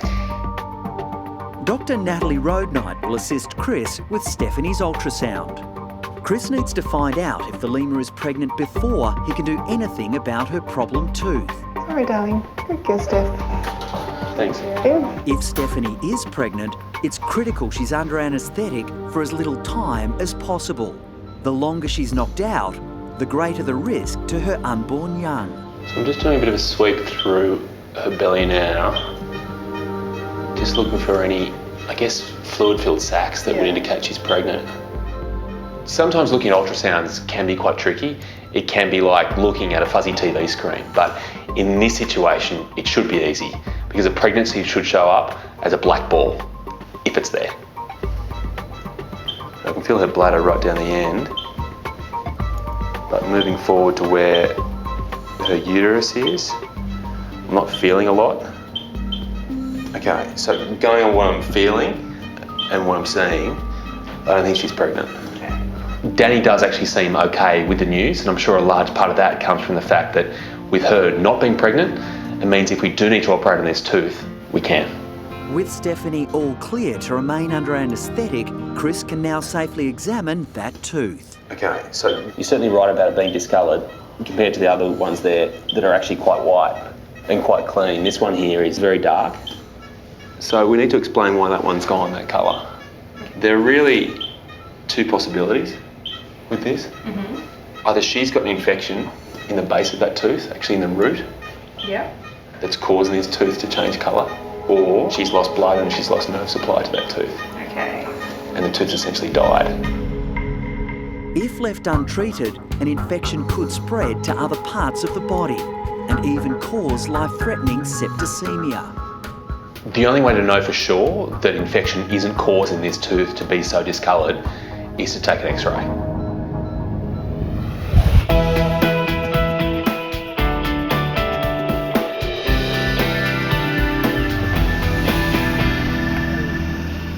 You can see by the vegetation, a lot of understory, a lot of vegetation that's indicating to us that there hasn't been a fire here for at least 20 years. Yeah. If this goes up under a wildfire, it would have a massive impact on the park.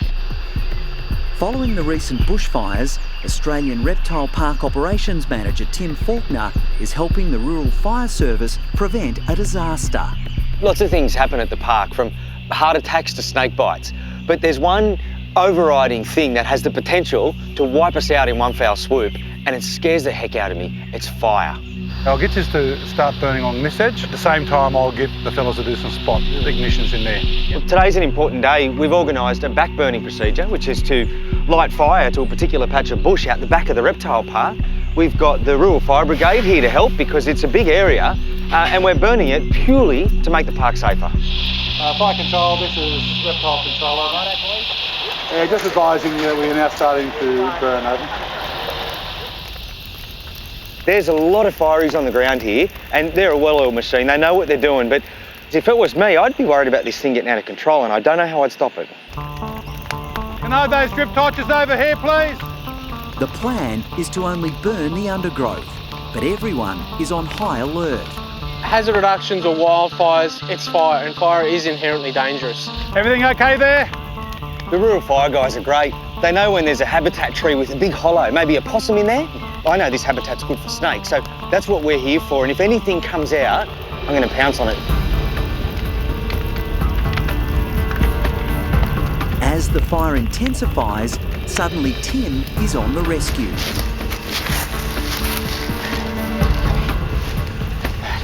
It's an eastern water dragon. Wild animals react in really different ways to different fires. If it's a really hot fire, sometimes they've got no chance to get out of it. But if it's a nice slow burn and they know it's coming, they'll try and get out of the way. Maybe a bit of a spot fire over here, a little flare up. That's going to get hot. Minutes later, it gets worse. We've just had a call from the boys. They've spotted a possum. I'm going to have to go and get him. The fleeing possum is trapped in the danger zone. Oh, he's not going to be that easy to grab. I'll go and have a crack.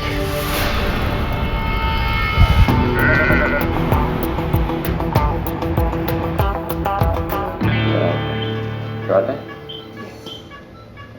Okay, on 3, 1, 2, 3. In Western Victoria, Chris is looking for clues to why Stephanie the lemur's tooth is discoloured. Got it? Yeah, I think we've got it. The concern is that a severe infection may be the cause. Now we've managed to get these shots, it's time to look at what we're dealing with. So, this is the tooth we're worried about. You see that? Yeah, it looks completely different to the other one. Yeah. The moment I see those x-rays, something doesn't quite make sense. It's not what I expected to see. Oh. It's quite bizarre actually, because what you're seeing happened many years ago. Okay. She's had a root canal. See how the root of this tooth here is that bright white? Yep. She's actually had that filled. Okay. She's had an injury in the past or an infection to that tooth, which has actually killed all the living tissue inside that tooth. Yep. They've had to fill it. At the time, that tooth would have been white. They would never have thought there would be a problem. But as time's gone on, the tooth's actually died because it's got no more living tissue. It's become brown. Yeah. It's only just become brown. Yeah, so when we've noticed it. Yeah. Yeah. Not for a second did I think this would be the reason that tooth is that colour. The great news for everyone, especially Stephanie, is the fact we do not need to remove this tooth. So it shouldn't cause her any problems. Very happy to hear that. It's not what I expected to see. I didn't expect to see that either. There aren't many lemurs, full stop, there aren't many lemurs going around with root canals in their mouths. Yeah. Now that we know the truth about Stephanie's tooth, there's one more thing we can do for her. Give her a teeth clean. A clean-up will remove a build-up of tartar and any dangerous bacteria that could cause Stephanie health issues down the track. Okay. Well done. So, we're obviously not going to be able to whiten that tooth for her, but the good news is that it's not going to be sore.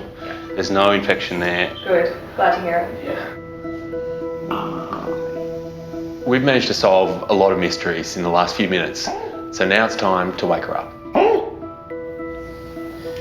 You gonna be all right? There you go, Steph. Stephanie will spend the next few hours recovering before returning home to the Halls Gap Zoo. I'm extremely relieved that Stephanie didn't have to have massive surgery today. I would have been even more stressed out, I think, and it just is going to make her transition back at the zoo a lot more easier.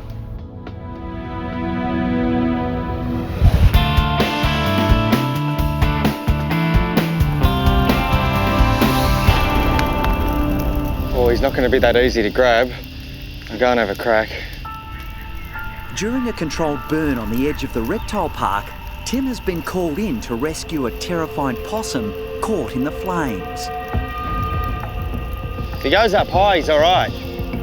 With the intense flames contained to the undergrowth, Tim coaxes the frightened possum to safety.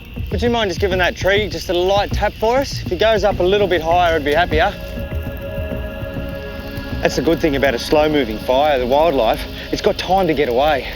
Or in this case, go up. That's good. He'll have to stay up there till it's dark. While the fierce blaze is under control, the reptile park is safe. Righto, guys. So, whilst this is only a hazard reduction burn, we're going to treat it as if it's real. But taking no chances, Tim has decided to put an evacuation plan to the test. We've got flames in trees, smoke-filled air. It doesn't get any more real than this. Let's get little Cassie up to safety, eh?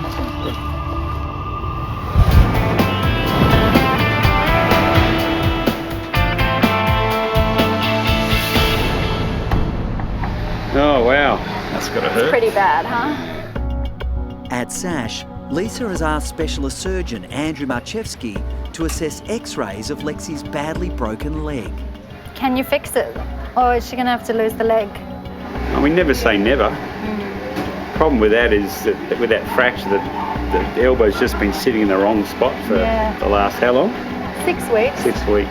Even if we can get that together, she'll have some arthritis. But my problem would be is if this doesn't fit back together because it's sort of been trying to heal, we might have to think about amputating as a last option. Oh, it's just going to be really hard to rehome a 3-legged dog. But it's very sad that Lexi's only 17 weeks old and has the prospect of losing one of her legs. So I really hope that Andrew can do something to fix it and that eventually we can get her into a new home, one that loves her very much. What happened, Chookin? Well, we don't know. No? We don't know, but it was most likely 6 weeks ago, whatever happened. Oh, that is no good. Hey. So really, we have 3 options. One is do nothing. And the problem with that is as well as she's coping now, it's only going to get worse. The other option is to say, look, she's been through enough. We just want a quick fix, and that would be to amputate. And I guess the third option is we say, okay, well, it's going to be hard. We might not be able to get it back together, but damn it, let's have a go and put it back together and see where we go. So they're your options. Yeah, and I'm definitely going to take the latter. Without a doubt. All right. She's in good hands. Hey, all right. You hear that? Yeah, Lex? Give it a shot. She's worth it. Yeah, I'm sure she's worth it. Lexi's obviously had a really rotten start to her life and she's been in pain for the last 6 or 8 weeks. I honestly don't know that we're going to be able to make this better by fixing the brake. It's a real possibility that it'll be a total mess in there.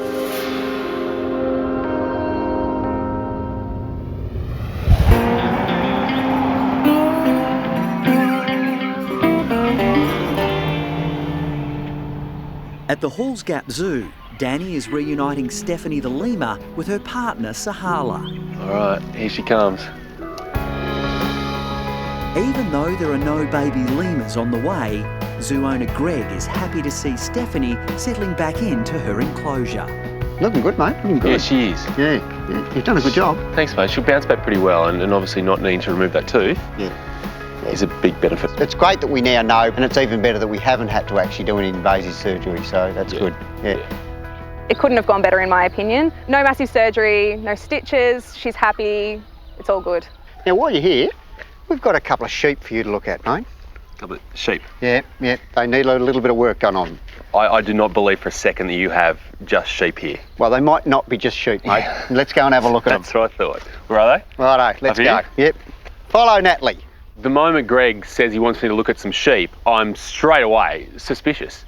This is a zoo that specialises in endangered species. The last time I checked, sheep weren't endangered. These aren't any sheep. These are Barbery sheep. Native to northern Africa, they weigh up to 140 kilograms, with sharp horns to defend themselves. Obviously the standout feature of Barbery sheep are those horns. They're huge, and if they're threatened, they will use them. This is why this gentleman's standing over here. He's going to be able to assist you. Chris. Daryl Panther, Chris. Lovely to meet you, Daryl. Now, look, he hasn't told me much at all, so you're going to have to help me out. What are we doing with these sheep? They've got extended nails, so we have to trim their nails. So it's a little manicure? Not quite, no. I hope you're a good shot, because we have to sedate them. We have to clip them really hard, because they are long nails. Daryl tells me that the plan with these sheep is to give them a nail trim. That's not as easy as walking up to them with a set of nail scissors and just politely asking to trim them. These guys will not like this one little bit.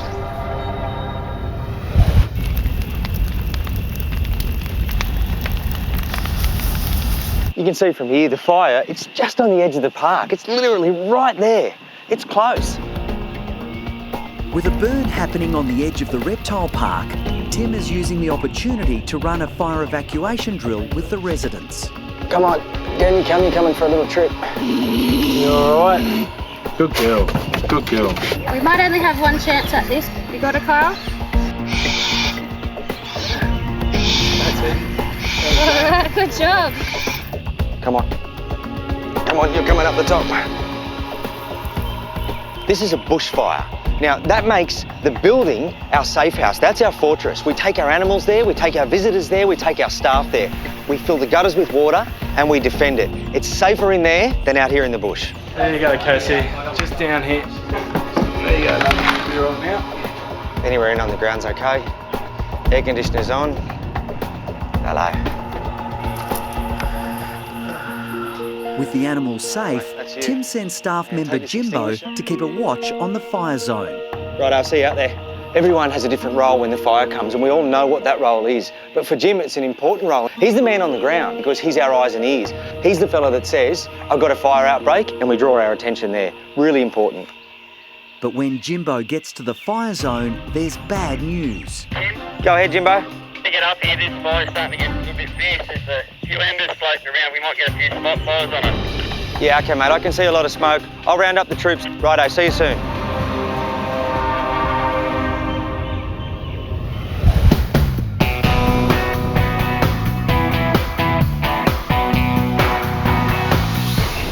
We've got to somehow get these guys sleepy. Yep. More relaxed about us touching their toenails. For sure. So we're going to use a dart gun. That's right. You will be shooting with the dart gun to sedate them. Yep. And hopefully they'll come up this way and go to sleep. All going well. Sounds very simple. At Halls Gap Zoo, Chris needs to tranquilise 4 feisty Barbery sheep. Their nails are dangerously long. If they continue to grow, they'll injure themselves or go lame. These guys have big, sharp horns, and the fact is, they're not afraid to use them. There's no way I can get close without them being sedated. We'll just mix these two together. Yep. Natalie and wildlife manager Daryl will be assisting Chris. So aside from being the person I blame if the drug dosages aren't quite right, Nat's job here really is quite important. She's going to assist us once we actually get in there and try to trim these nails, because it could get pretty chaotic in there. So I'd imagine they're going to be pretty wary of us approaching. They're going to be skittish. They know that something's going on for sure. He's in a good position there. For this dart to work, it has to go into muscle, and the area of this sheep that has the biggest amount of muscle is over their rump, their backside.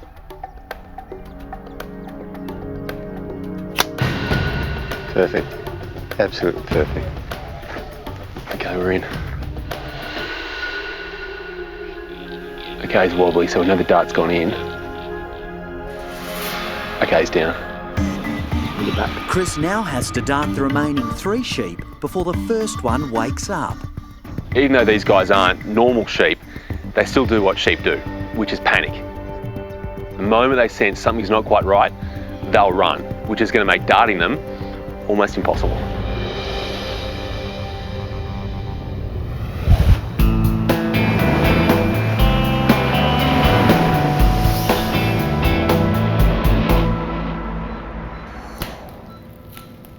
At Sash, Andrew is trying to save Lexi's leg, but the odds aren't good. I'm really pessimistic here and draping as if we're going to end up doing an amputation. So, prepare for the worst and hope for the best.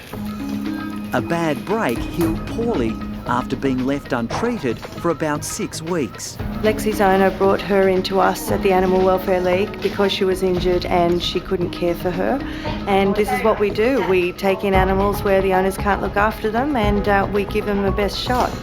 I'm nervous for her, but I know she's in the best hands, so we've just got to wait from here. We're going to do all we can to get Lexi's leg back to as good as gold. But it's going to be hard.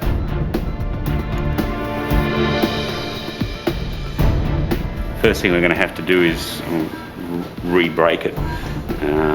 Once we've done that, we can start manipulating things a little bit.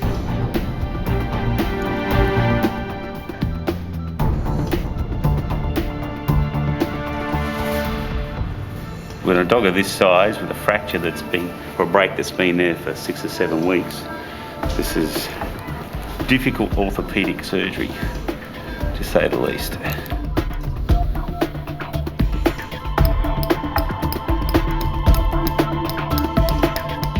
And I got it. We've just re-broken the leg, essentially. This doesn't sound like a positive start, but we're starting to get down to it. We're actually inside the joint now. There's a whole lot of scar tissue in there, and that's where the bone's been trying to heal.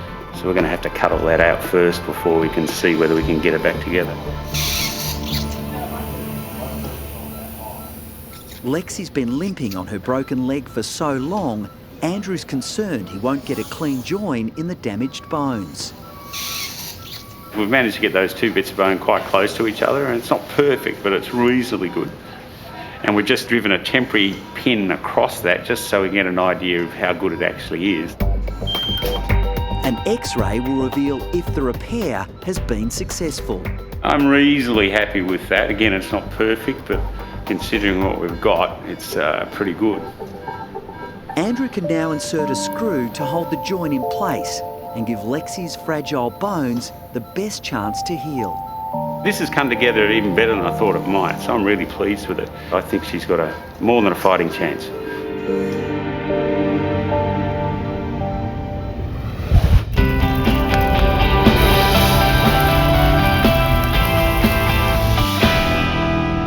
There's a lot of smoke up there.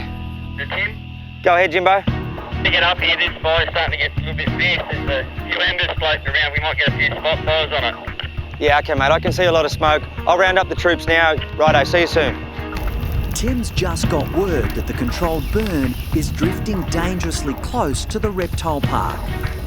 It may only be a hazard reduction burn, but it still has risk. If the wind changes or an ember carries, fire could jump and reptile park could be at risk. No more flame height than a metre, full stop. The Rural Fire Service is on alert. Yeah, Andrew, it's Frank. Don't light anymore at the moment, mate. I'm going to have to relook at the plan with that wind change. There is a change coming later today, so we want to get most of the burn done before that wind change occurs. Any swift change in any weather condition can mean a completely different fire behaviour. All right, just wait a minute, watch that wind for a moment. I want to see what she does. Bugger. Suddenly, the wind change arrives. Oh, the wind's supposed to be coming from the northeast. It's sort of buggering up which way I want to do the burn. Just hold it there for a minute. The crews have to work fast to protect the fence line. Attention all units, this is control. Just watch out for spotting. The wind has changed and moving towards the reptile park. The fire's under control, but there are embers flying everywhere. So what I need to do now is call my park staff up. We need to just be inside here and make sure that one hot ember doesn't hit the ground and ignite. Can you just send 1 or 2 sentries in here just to keep an eye on this? Everything okay there?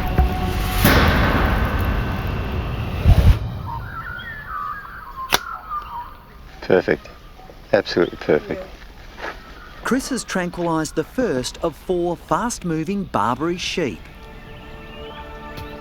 Okay, it's wobbly, so we know the dart's gone in. Their massively overgrown nails will cripple the sheep if Chris can't get to them. He needs to dart the others fast so he can work on all 4 Barberys safely. Okay, so we've got 3 down now. We've got to move quickly. Despite being darted, the 4th sheep still isn't asleep. Now, every minute that they are under anaesthetic, the risks increase. So I'm going to start with the other 3 sheep, and hopefully by the time I'm finished, this 4th one will be asleep. All right, so the plan is just to trim this overextended area here. You can just see it starting to grow out here. So this is really important to do these because of the fact that if they do overgrow, then they essentially have to walk in a different way just to support themselves, and that can lead to arthritis or joint pain and can really age them prematurely. But it's also incredibly uncomfortable for them to walk around, as you can imagine, with nails that are just too long. All right, I'm pretty happy with that. Our first Barbery sheep couldn't have gone more smoothly. Now, the next 3 could be a bit harder. See how long and overgrown this one's got? It's actually starting to bend back on itself. The reason these are actually overgrown is because the dirt here and the grass, even though it looks nice, it's actually too soft for their feet, so their hooves are always going to overgrow, unlike in the wild where it's rough, where they actually wear them down naturally. With 3 of the 4 sheep done, the last remains defiant. The problem is this final sheep just will not fall down. With him standing there, the issue is he's constantly metabolising those drugs and he's actually becoming more and more awake as time goes on. We need to act, and act now. Daryl is actually going to approach this sheep very slowly and try to grab the horns. Even though they're quite heavily drugged, they can still muster enough adrenaline to actually start running again. That's what we're trying to avoid right now. Oh, no, no. The moment he grabs those horns, I can tell he's not going to be able to hold on all by himself. I've got to rush in as well. Oh, no, no. Oh. Chris, what I'd like you to do, please, is just stay here. That's an old pile of browse, and the fireys do not want that to go up. Okay. So please just stay here. If you even see a hot ember come down, call me or just grab one of them and tell them. Okay? Good on you. A sudden wind change has blown fire dangerously close to the reptile park. There are park staff in here, but I think just a couple of firefighters keep an eye on over there in particular. We'll just patrol the fence every now and then. You know, that fire's really going. Hot embers from a hazard reduction burn are flying alarmingly close to the park's fence line. That's hot. We're at a distance, and that's very uncomfortable for me. These guys are used to it, and they're in and around it. That's scary. Mick's still up at pit 6. The fire's just reached there. So he's going to hang around there for a few minutes and just check for spot fires. Keep an eye out over there. Pretty gnarly, eh? We've got approximately 25 firefighters on the ground here. Whilst the burn is not that big, we need that many people because we are burning at a hotter part of the year. And because the fuels are a little bit drier, we want to just make sure we've got enough people on the ground. Fire comms, reptile park control. Receiving, go ahead, over. Yeah, roger. Yeah, we're calming it down now. Receive that, thank you. Fire comm clear. Look all the way around, it's all in the clear. Excellent, thank you. After 25 anxious minutes, the fires have burnt down. The danger has passed. There were times today when I was on edge, and I was probably more on edge than others. I was worried about the park. The flames were high, embers were flying off, there was a bit of wind being created by it. I didn't need to worry. In the end, everything went smooth, and the park is now safer for it. The Australian native bushland is designed to burn. Many plant species won't actually resprout or germinate without fire. We've removed some of the habitat, we've created some new habitat for other wildlife in the future. So it's really part of the natural Australian cycle, and we need to learn how to live with bushfires. How'd we go, mate? Happy? Excellent. We've reduced the fuels, just in the mopping up phase now. It's all gone very well. You can see the fuel was basically up around our waist before, we've got rid of it, but that really is an indicator that when you least expect the fuel is that dry, it really doesn't take much for it to burn. Because of that burn today, that area is now safe from fire, and safe from fire for the next 5 to 7 years. And for someone that looks after the park, that's a big relief. Hello, mate. There you go.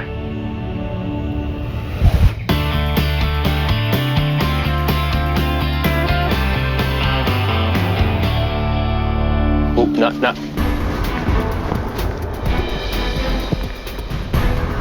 Settle down, I know you're freaking out.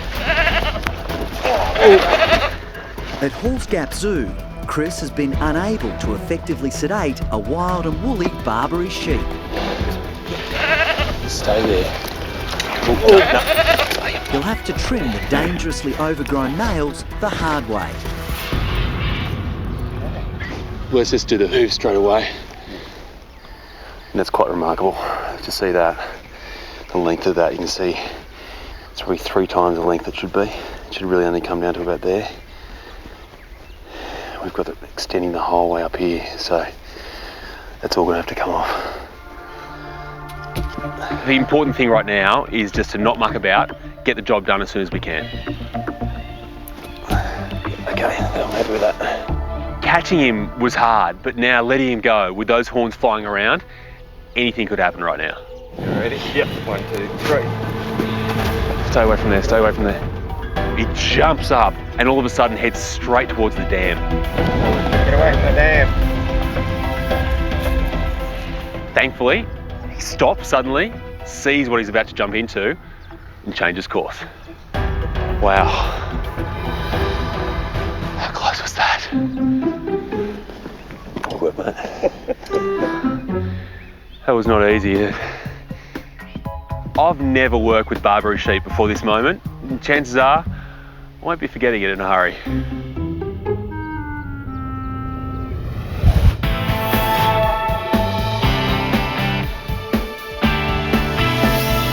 Hi, gorgeous girl.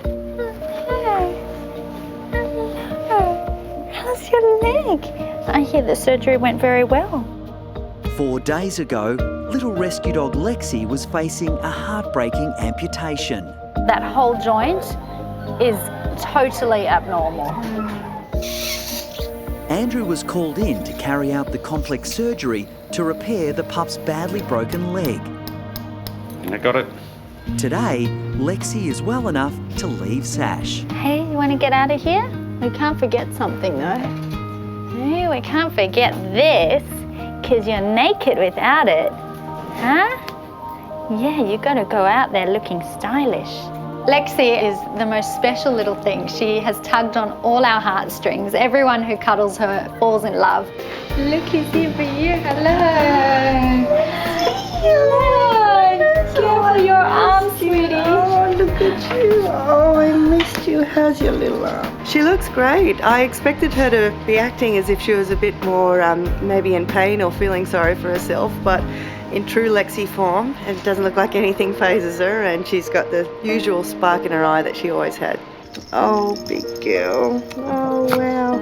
So the surgery went really well. They managed actually to repair that fracture, which was touch and go at one point, but yeah, they were very, very skilled in there and got her through it. So as you can see, she's as comfy as can be. She's happy, she's been eating, she's doing really, really well. Lexi has left the building. She came in with one broken leg and now she's gone out the door with all 4 legs. I'm going to miss her, and I know Rose is going to miss her too when she eventually goes to her new home.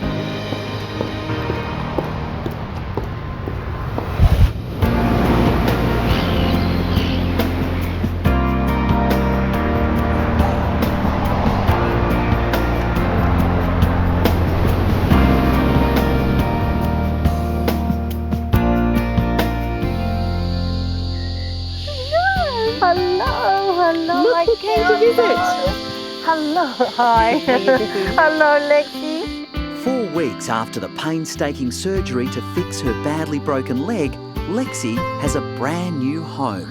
She's looking fantastic. Yay. Look at you. Oh, I miss that face. I miss that face. I couldn't be happier. Just my heart is just, I'm so overjoyed to see her, and she's looking fantastic, and she's really landed on her feet in this home.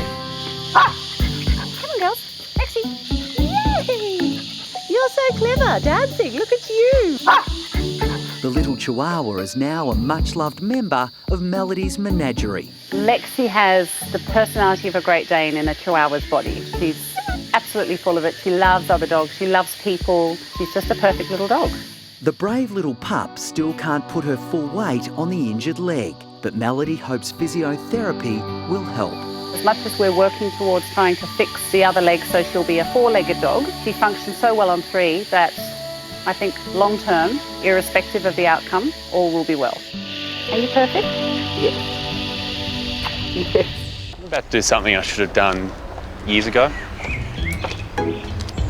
It's a special day at the Bondi Clinic.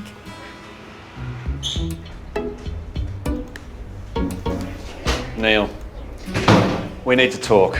Look, for too long I've been keeping this to myself, and I feel like now, this day, is the time where I can no longer go on in my life without saying Happy Vet Nurse Day. Oh, thank you very much. Oh, that's lovely. Thanks, Chris. Very much appreciated. No, you guys do such an important job. The idea behind the flowers is to celebrate Vet Nurse Day, It's a chance to say thank you, but also to recognise the important role that vet nurses play in a vet hospital. The vet nurses here at Bondi are seriously some of the best in the country. Good boy. I would be lost without them. It's a small token, yeah, but it should mean a lot. Oh, it does. It's really nice to be recognised for what we actually do. Yeah. Thank you. Really surprising to see Chris on his knees. I haven't seen that before. I was a little bit worried what was going to happen then, but it all came out in the end. Beautiful. Aww. Stop everything. Happy Vet Nurse Day. Oh my God. How did you even know it was Vet Nurse Day? Because every day should be Vet Nurse Day. So you're just taking a gamble?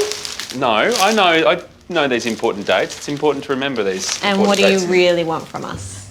You know that saying that if a man's given you flowers, he's apologising for something he's just done or he's about to do. So I don't know what Chris is up to. Can I not do this and you guys not be suspicious? No, we're not really. Really suspicious. No, seriously, like what do you want us to do? I just wanted to express my love and gratitude. This was a pure gesture. Totally innocent. Totally from the heart. And totally thinking about the future where I might need their help. All right, well, I guess we're going to need this to start cleaning in his room. Yeah. Take the flowers just to think of how pretty it could be.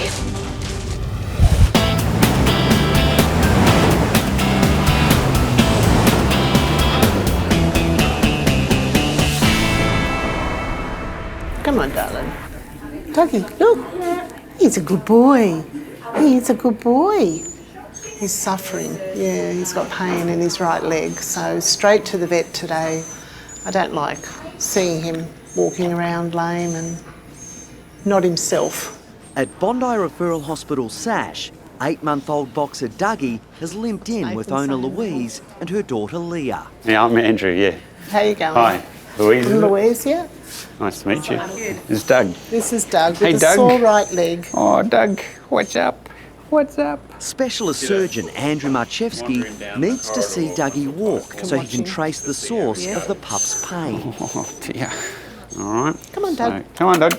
Let's go. Come on. Come on, pop, pop, pop, pop, pop. But every step is a I ain't struggle. going. Come on, Doug. So, come on, Doug. You're one of those people. Here, I'll go Come behind on. you. Yeah, come on, mate. Come on. Come on, Dougie. Nope. He says, I'm Come on, quite darling. unwilling. He's got a funny waddly sort of front limb gait. He's not really that lame, but he's quite stiff. What was the first thing you noticed that wasn't quite right? I've got another dog, a Mastiff Great Dane, and they play. And Dougie was up and he's landed down and yelped. Okay. So, and then he was a little bit lame, but then in the afternoon he jumped off my bed No. and couldn't walk on it Okay. anymore. So, And he's so it's the hurt. right one that you've noticed as a problem. Yes. Yeah. Come here, Dougie. Come on. You can just a little bit of swelling there. You shouldn't see that bulge at all. It should be sort of scalloped out the other way. Yeah. You all right, big fella? Eh? It's worse than first thought. Andrew discovers a problem with Dougie's left leg as well. You can see that this is his good one, inverted commas. But you can see that little lump there. Yeah. That's just increased joint fluid. From favouring it Well, no, he's got a problem in that one as well. as well, yeah. His feet are very flat. Yeah, they stick out. Like that? Yeah. Is that normal? No, but I guess for him, it's how it's most comfortable for him to walk. So he's walking like that because of what's going on in the elbows. Dougie's had some x-rays taken already, and there is an obvious problem in both of his elbows. I guess what I'm concerned about is, whilst that's really obvious, is there anything else going on? So this is his elbow joint. Yeah. And this is the ulnar bone. And see this process here? That's called the anconeal process. And on these x-rays, it's not joined on here. Oh, okay. So when they're born, it's not joined, but once they get to about 4 months of age, it heals and fuses, and his hasn't done that. The fear is that without treatment, the young pup's condition will become crippling. I think we need to CT, because it's a much more accurate representation of what's going on. All right. Okay. Oh my God.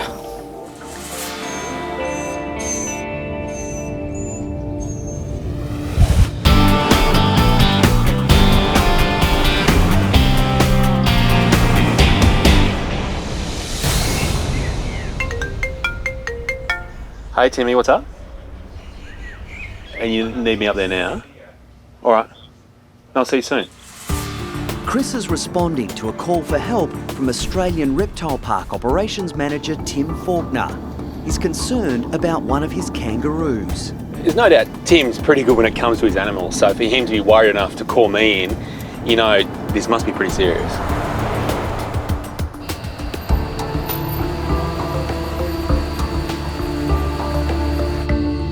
Timmy.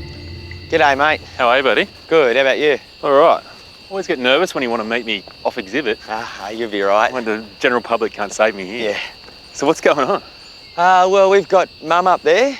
It's the female on the right. Yeah. And she's just behaving a bit abnormal. She's licking around her mouth and I can see something on her face. All that's there at the minute is just a small lump under the chin. Kangaroo? Yeah. A lump Yeah, under the chin. Yeah. Yeah, so I mean, you know what I'm worried about. Yeah. Well, lumpy? Yeah, lumpy jaw.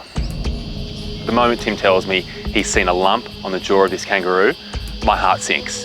Because so often that means one thing, lumpy jaw. Is it big at the moment? No, so maybe 3 weeks ago we noticed something that was the size of a marble. Yeah. And in the last few days or week, it has got a little bit bigger. It's still small, but the chin's normally flat and we've got a definite lump there. So that's been the giveaways and enough for us to react. Yeah. Lumpy jaw is a disease that's really common in kangaroos. It's caused by a bacteria they pick up off the ground and it causes a nasty infection in the bone of the jaw. From there it grows and it can be incredibly hard to treat. Has she got a bub there? Yeah, she's got a big bub. That's our worry, is that she's a bit drained from that big baby and, you know, something's wrong with her and that we need her to rear that Joey. Yeah.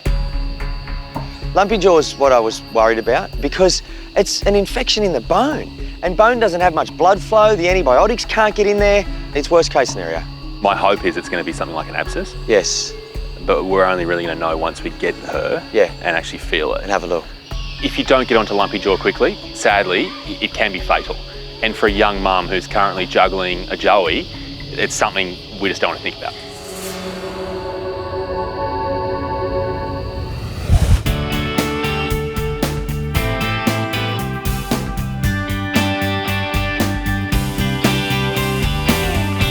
In Sydney's north, there's been a spate of paralysis ticks attacking pets. Hello, how are you? Hi. Belle, come on, darling. That's a girl. Carla has rushed into Sash with 6-year-old Bella.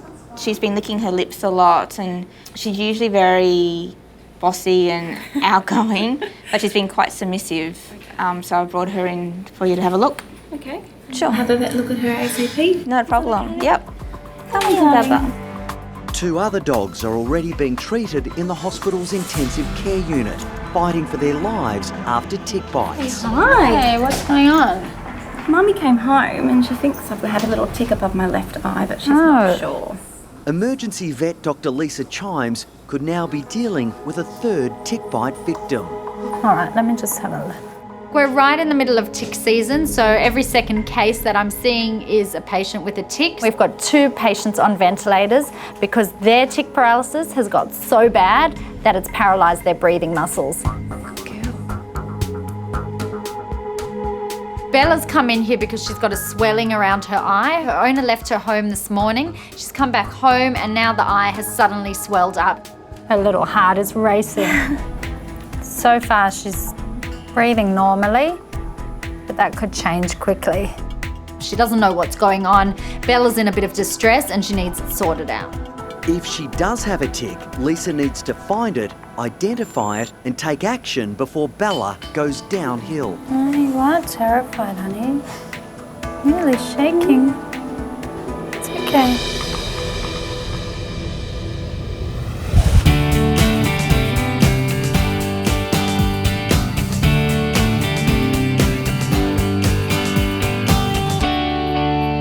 Lumpy jaw, it's a hard one to treat.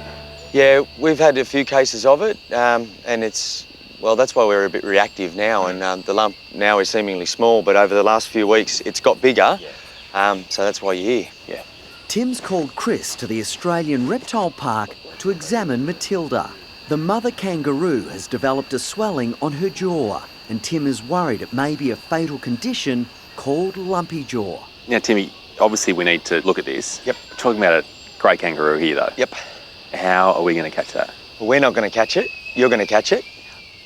You don't have uniform on, so this uniform, unfortunately, if any of the roos are sick, I have to catch them. They're used to me giving them injections, and I won't get close. So you're going to be the tourist and grab on. The plan of action is a little bit unique. Essentially, I'm going to try to act like a tourist. Walk up to her, offer her some food. She's going to hopefully take it, and from there, to reach for the tail and get it before she hops away. There you go, mate. 1 bag of kangaroo food. Okay, so I might hang back next to the shed. Yeah. And you head up and see how you go. Getting close to a sick kangaroo which is protecting a joey will not be easy. And there's also an added pressure. Chris catching the kangaroo on the first go is critical. If he misses, we will not get a second chance. I'll just give this one some food first. Here we go. Try and get a bit side onto her if you can. Chris is doing well. He's got the trust of the kangaroo, he's feeding her, he's given her a pat, but now comes the moment of truth. He has to slide that hand down her back and grab onto the tail, and from that point on, he has to be committed. Go for it. That's it, mate, 2 hands. Hold it. Got it, beautiful. Nice one, mate. Whoa, right in the back.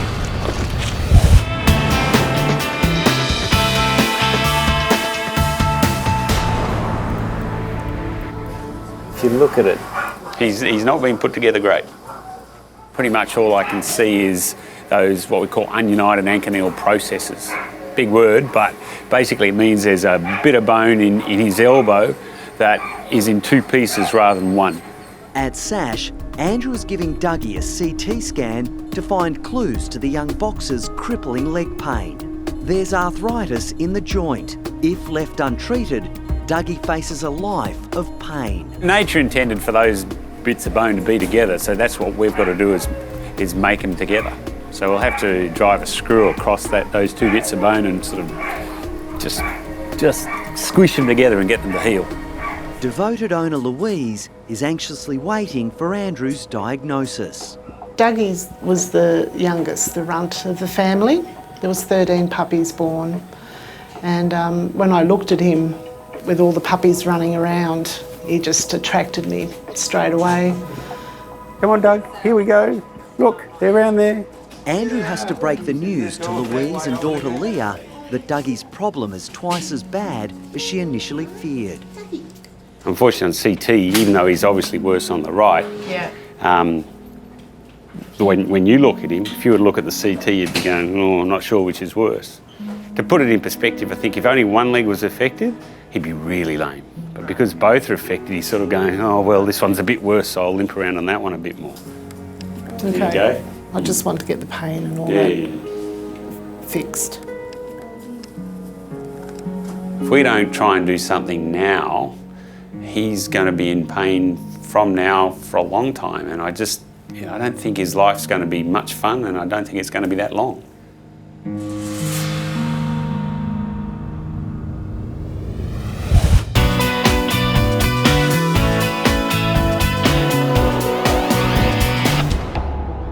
There's a tick outbreak in Sydney's north. All right, let's take a look and see what that actually is. At SASH, Lisa is urgently trying to work out if Bella has been bitten by a deadly paralysis tick. Good girl. Bella has previously been a tick victim. Last time she was in hospital for 3 days. Oh, that looks like a tick. Ticks can be life-threatening for dogs. They have a poison in their saliva that actually paralyzes them. So a dog can come in seeming okay, and within a matter of hours they can be paralyzed, unable to walk. Worst case situation, it can paralyze their breathing muscles and they end up on a ventilator. So it's pretty serious. Oh, its legs are wriggling in there. Oh, they're revolting. Looking really closely at Bella's eye, I can actually see the legs moving. This tick is alive. All right, the trick is how we're going to get this out in such a fiddly spot, huh, Missy Moo? Good girl. It's a delicate operation. If the tick digs in, it might secrete more deadly poison. Oh, it's really Hey! Good girl. Now, we actually have to work out what kind of tick it is. There's lots of different ticks in Australia, and we need to make sure that this isn't a paralysis tick, because if it is, Bella could be in serious trouble.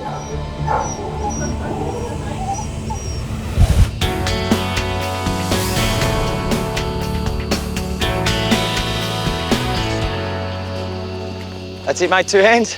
At the Australian Reptile Park, Chris and Tim are struggling to capture and calm a frightened group. Nice one, mate. Oh, right in the back. Matilda has a swelling on her jaw and needs an urgent examination. Can you grab the bottom legs? That's it, and lift her over. Okay, that's it, mate. Got her. Nice one. She obviously didn't like the blue shirt. Yep. No, so the shirt's gone. Jeans are gone. Fingers are bloodied. Yep. With Matilda now under control, Chris must remove Walt, her little Joey, from the pouch. It's all right. But Mum isn't happy. That's all right. It can be hard dealing with a mother and her young. What we don't want is for the baby to jump out and take off. Now, Chris's job is to slip it straight into an artificial pouch, keep them close together so that they're comforting each other. It needs to go well. You can see that lump. Now Chris can begin an examination of her jaw. It's a bit bigger than I thought. What do you think? The worrying thing for me here is that that lump's firm. You know, if I wasn't concerned before, concerned now. With these, I always find you've got to act quickly. Yes. So I think the most important thing is to, first of all, let's relax her. Yep. Let's give her an injection of something. Okay. But we need to get her to a vet clinic. Yep. And actually have an X-ray of this. Okay, sure. And then from there, work out what we can do. Okay. No Let's worries. hope we can do something. Yep. The prognosis doesn't look good. Matilda has all the telltale signs of the potentially fatal lumpy jaw. Settle down. Settle down. That's it, settle down. Okay. Yeah, she's asleep now. Happy? Yeah. I'm going to jump off. Yep. Now that we've got her under control, she's been given her sedation, it's time to get her to the vet clinic. You all right? Yeah. Tim knows just how serious this disease is, but he's trying to stay positive. I mean, it could be a fatty tissue lump. That would be good because it's very treatable. But lumpy jaw is its worst case scenario.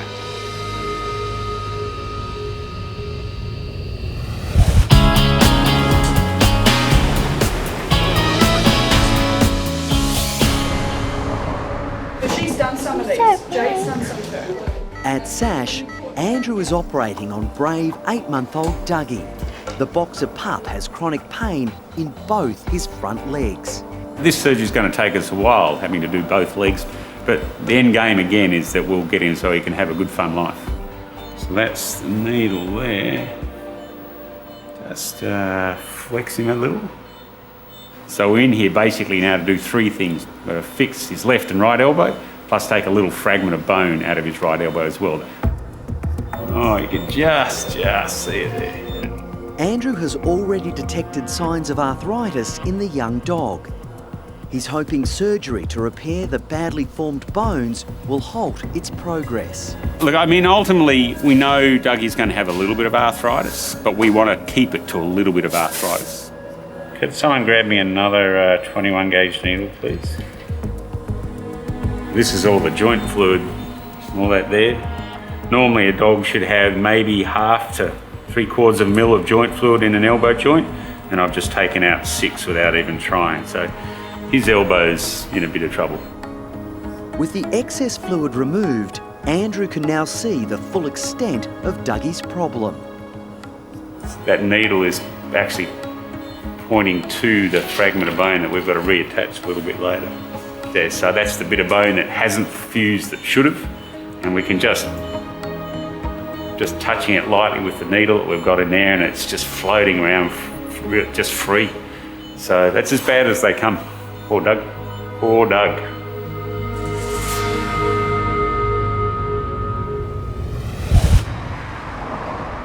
I reckon that is a paralysis tick. Yeah. Lisa has discovered the tick she removed from Bella is a potentially deadly species. This is actually not such a great outcome for Bella because it means that she could have that paralysis tick toxin in her system. I now need to have a look at her from head to toe to make sure she hasn't got any subtle signs of paralysis. Okay, so I'm just going to give her an antihistamine because she's had a bit of a local reaction to that tick being there. Little eyes swollen. Okay, Bobby, a little sting, but it's definitely not going to feel like that tick felt. That's the way. Oh, good girl. Hey. Brave ones. Good girl. You lucky girl. Goes to show how important it is to check your pet every day. Regularly. While we're here, Yeah. let's just do a little check. We're just going to make sure that there's no other ones. I didn't see any. Gilberty, you're a nice one. Ticks really can hide anywhere. Most of them like the head and the neck, but they can hide in any crevice of the body. So we've got to search it from head to toe, making sure that there aren't any others, because the most important thing is to remove the tick early before it causes any symptoms. Lisa gives Bella a final tick guard treatment for added protection from the toxic parasites. You like that? Okay. It's a nice little rub down, huh? You're getting the full works. Just a bit stinky. Agreed. Look at you. Bella is really lucky that her mum brought her in when she did, because we were able to get that tick out before it caused any paralysis in Bella. If she'd waited a few days, even a week, Bella could end up on a ventilator. Your mum's going to be very happy to see you. You're a lucky girl. The message here with ticks is that we need to pick them up early, and Bella and her mum are a perfect example of that. You can remove that tick before they've had time to feed on your pet, then the chances of them becoming paralysed are really small. So she's had her treatment, tick's gone. Great. She's feeling good. Oh, thank you so My much. pleasure, my pleasure. And 24 hours a day you can give us a call. Okay, Okay. take care. The fact that we can get Bella out the door with nothing more than a little crater above her eye, that's a happy ending.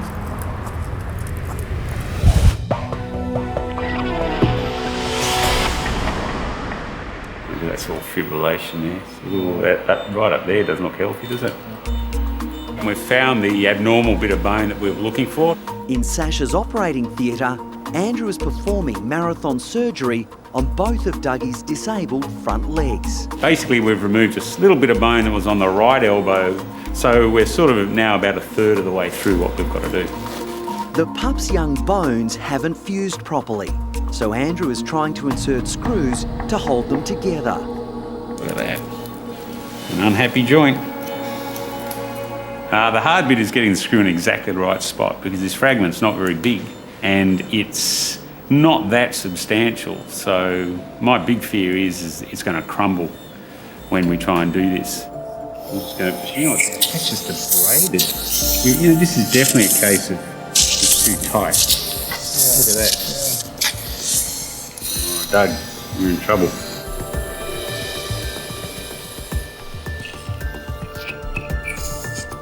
We're finished putting the screws in both of his elbow joints now. We're just now going to make a little cut in one of his bones, the ulna, which will help release the top half of that and take the pressure off the screw that we've put in and give it the best chance of healing. If this repair doesn't work, the young boxer will lose the fight for a pain-free future. In theory, that should stop it moving too much. All right. We've got screws in both sides. So we've done the best we can to give Dougie the best chance he has of being able to run around and be a normal dog.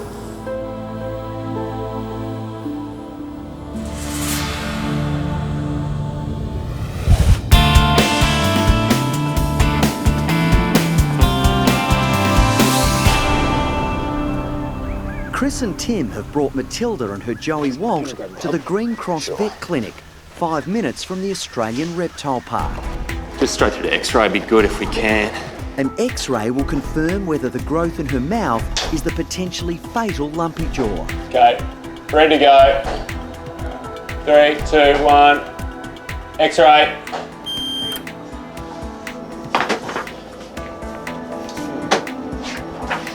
We've got a problem in the right side of that jaw. Yeah.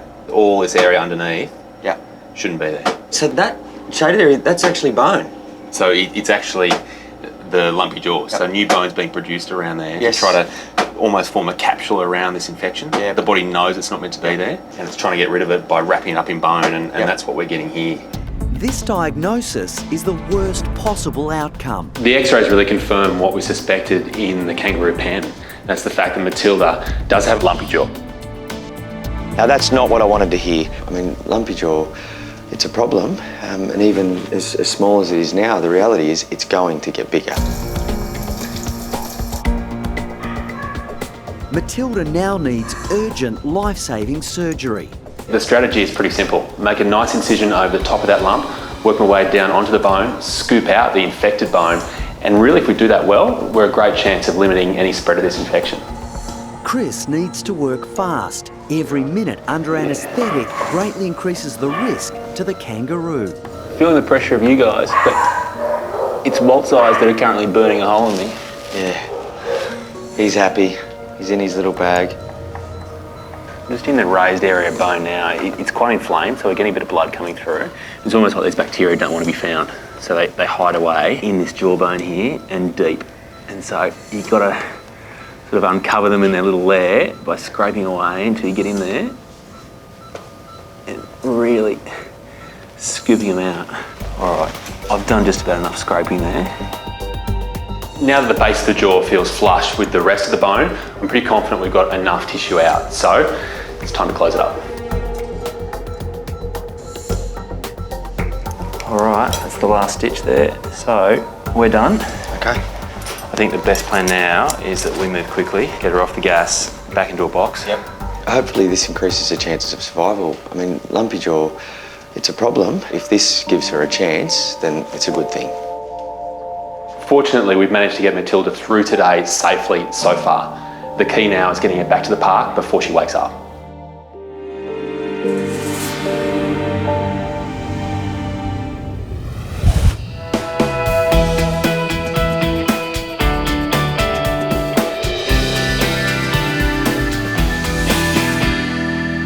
One, two, three. Go slow. We're good. Good to drop. At the Australian Reptile Park, Chris and Tim are keeping a close watch on Matilda as she wakes up from life-saving jaw surgery. As we saw a few hours ago, kangaroos can be quite flighty. So when they come out of anaesthetic, it's a really risky time. Even after we've done so much, you just can't celebrate until she is totally awake, sitting up and looking alive. There we go. Ah. Okay, girl, you're fine. Let you take your time. That's all you can ask for, mate. That's good, hey? Yeah, it's great. All right, no rush, no rush. There we go. For her to be awake and happy to just gently take her time, it's very good.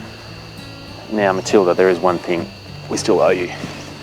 When Chris reunited Matilda and little Walt, it was pretty moving because little Walt knew exactly where he was, he knew what to do, and as he moved around the side of Matilda, they just touched noses and had a bit of a smell and a kiss, and then he moves around and jumps straight back in the pouch.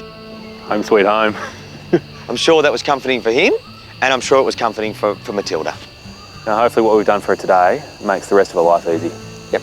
I'm really happy that Chris has come up. I mean, it's unfortunate that Matilda has lumpy jaw. Hopefully what's been done today has fixed that, and she lives a long and happy life.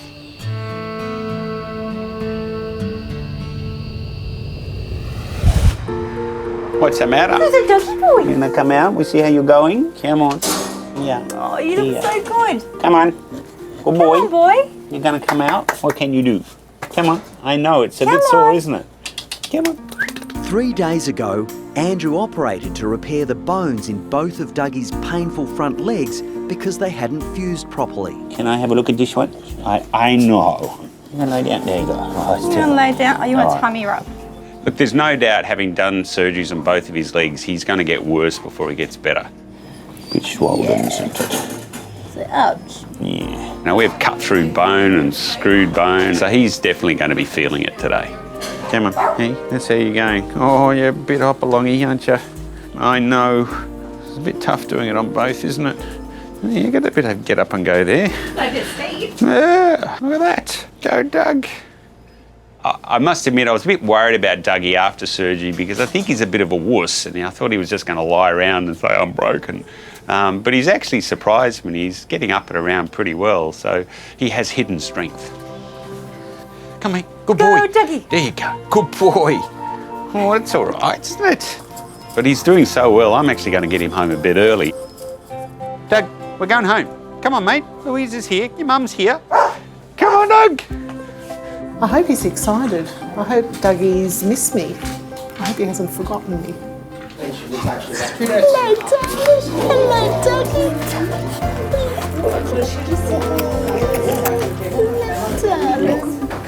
Oh, it's excellent. To know that he's going to run around normally without pain, it's wonderful. All right. Come on, Doug. We have to go now. Out. You can't stay here forever. Come on. Come on, Doug. Dougie's enjoying the attention, but he's still a bit unsure on his new improved legs. It's not his favourite thing in the world, getting up out of lying down. He likes lying down. Come on, Dougie. Come on. You head for the door. I reckon he'll go. Come on, go in the car. If we'd have done nothing with Dougie, he'd have been a lazy, lay-around sort of dog. Not because he was lazy, but just because he was in pain and he wouldn't want to do anything. With the surgeries we've done, he'll get to a point where he can run around, be a crazy, happy dog, and that's a great result. Thank you very much. Come on, Doug. Slowly. Hooray.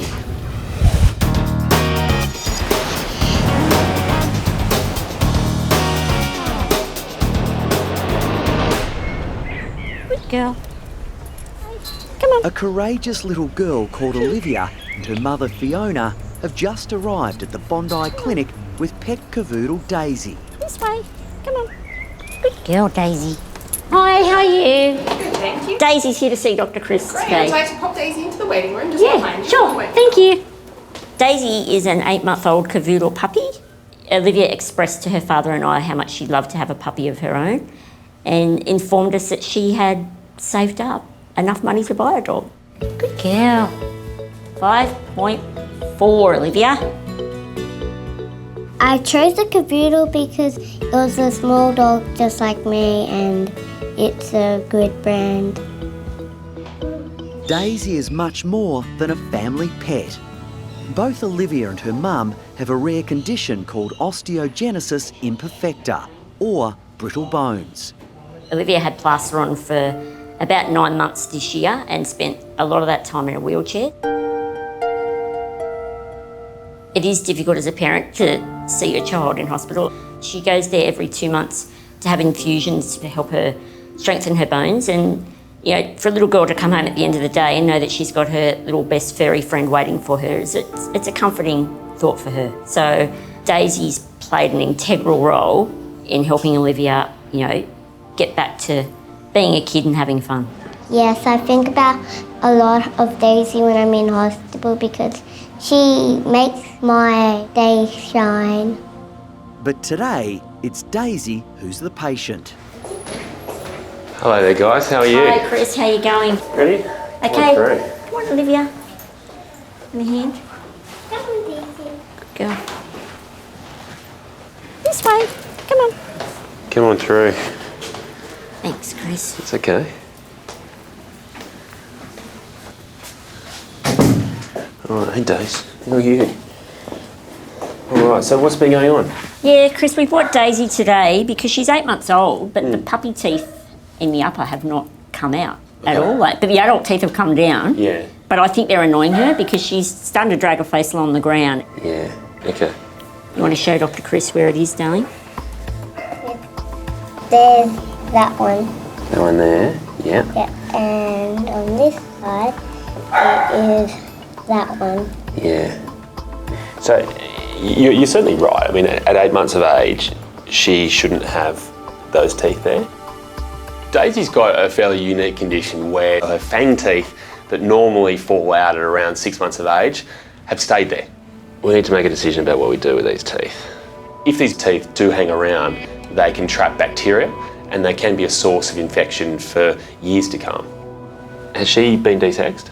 She has. She has? Yeah. Okay. Normally what we can do is when she comes in to be desexed, when she's under the anaesthetic, we then remove those teeth. Yep. So we obviously don't have that opportunity. I hope she doesn't have to go into surgery because I have had a lot of surgery myself, so I don't want her to have surgery. With a brittle bone syndrome, Olivia has had 7 years of various bone strengthening operations and treatments. She saved her pocket money for 3 years to buy Daisy, and she's her constant companion. Even though Daisy's a puppy, she understands, I think, that Olivia has got special needs and she just sticks by Olivia's side. Because we wouldn't want Daisy to get sick, would we? That wouldn't be very good.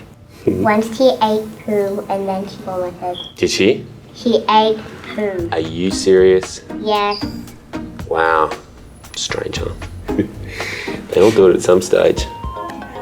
Who wears more pink, you or her? Probably me. Probably you. Is that the rule? She can't wear more pink than you? Okay. Let's have a look over the rest of her first. Okay. And then we'll come back to the teeth, okay? All right.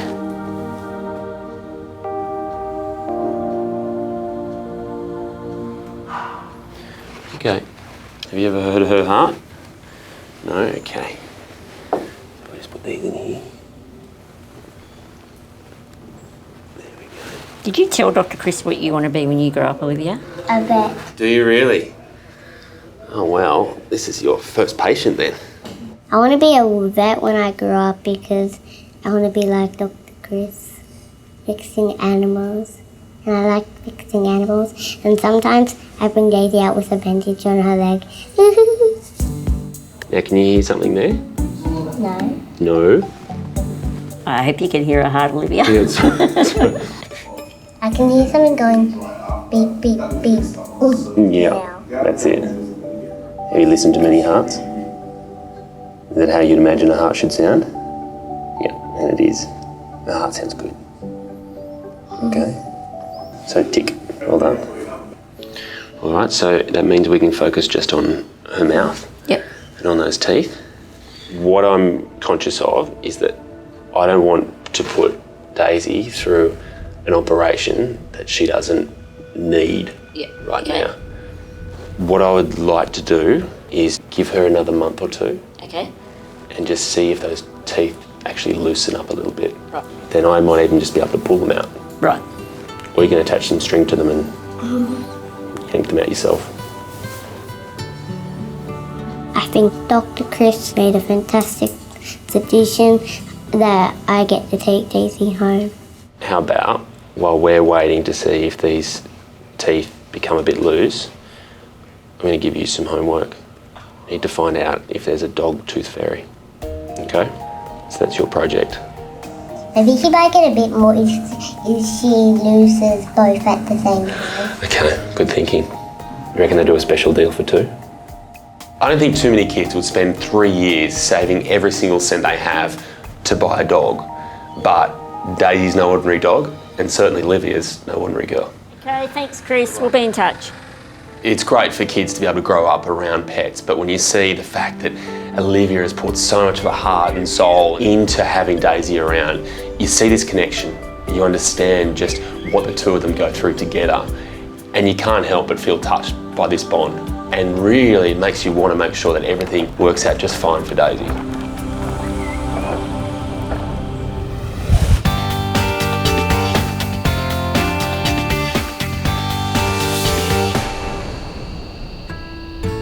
It's been 6 weeks since Chris performed life-saving surgery on Matilda.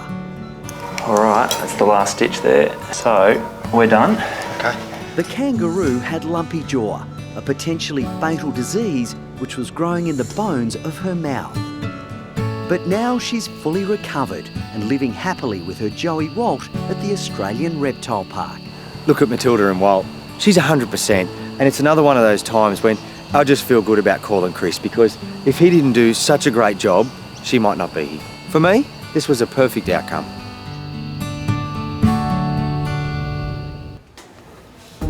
No way. Just a little unusual. This is definitely a first for the Bondi Clinic. That is just, that's made my day, made my week. Donna and Amanda from the animal rescue group Lottle have brought in a very unusual patient for Chris to examine. We wanted Dr. Chris to give her first health check. We thought she's a very special animal. We wanted her to see a very special vet. And we thought it'd be a lovely surprise for him as well. All right, so Zambi, right? That's correct, yes.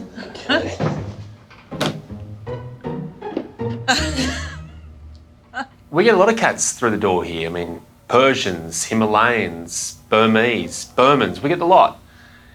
Not this kind of cat, though. You are just a little bit special. Come here, come on. This is about as good as it gets. I kind of thought we'd seen almost everything here at the Bondi Clinic. No, we've never had a lion before. It's just something else.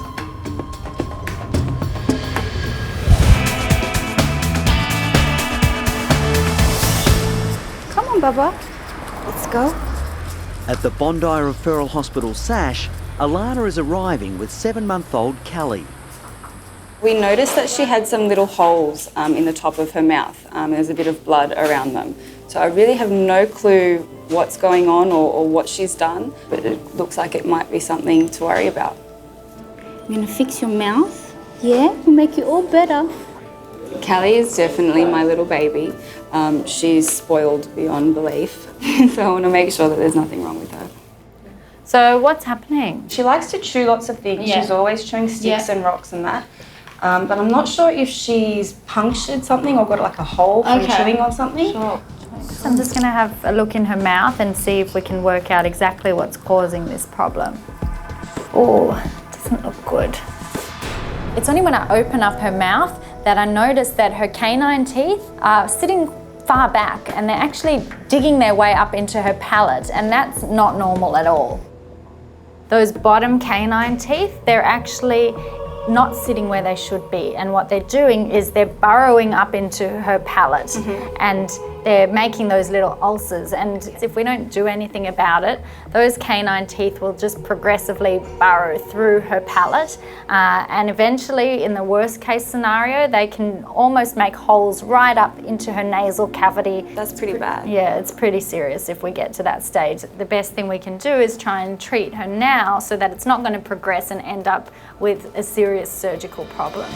If we don't treat it, it's going to cause her lifelong pain, discomfort, difficulty eating. It's something we really need to treat straight away.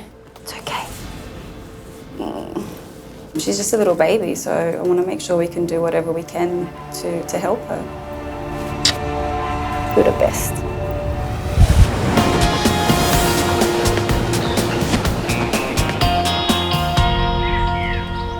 The name's very African. I should have known, really, shouldn't I? A surprise for Chris has been brought in by Donna and Amanda. Yes, it is an African name. They're from Lottle, a specialised welfare home for retired zoo and circus animals. I think Dr. Chris was extremely surprised when he saw Zambi. No, he didn't. Oh, no, trust me, he did. He was not expecting a lion cub to come out of that little carrier. So, I guess the question is, how? How do you have her, and what is she doing in here now? Her mother, Tanza, was acting a bit strange with her. Being the first time mum, she was picking her up a lot, pacing back and forth in the den, wanting to take her out into the big enclosure. So she just showed quite anxious behaviour, did she? Yeah, very anxious. Yeah. She seemed a little stressed. We just got too worried, so we thought it was in her best interest to be hand-reared with us. Absolutely. When Zambi's mother threatened to harm her, Donna and Amanda became the cub's surrogate mums. There's no doubt that Donna has done the right thing in taking Zambi away from her mother. It's not ideal, but the reality is, kept in that situation, the risk of injury just becomes too great. My hope is that you got her away from mum in time and we can transition her into, I guess, her new life now. Yes, yes. The first priority really is to establish that she is healthy. She's gone through a lot, so ensuring she's at a good point now can set her up for the rest of her life.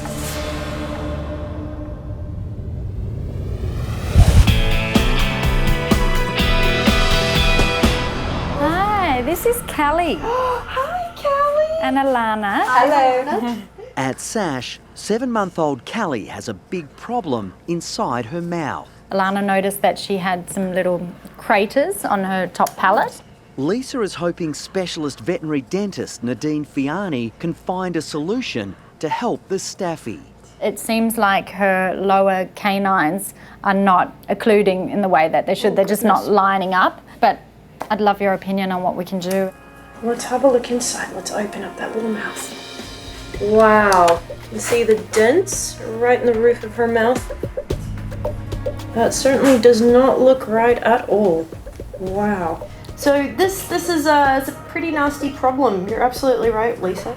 The first thing I could see was that her 2 lower canines, her big fang teeth, instead of sitting in this sort of angle, they're actually sitting a little too upright. They're standing up. And what that means is when Callie closes her mouth, those 2 fang teeth are now poking up into the roof of her mouth, and they're causing dents. They're causing indentations or trauma to the roof of her mouth. Is there something we can do to help her? She's very lucky. I think we can probably put on some doggy braces. Doggy braces, sure.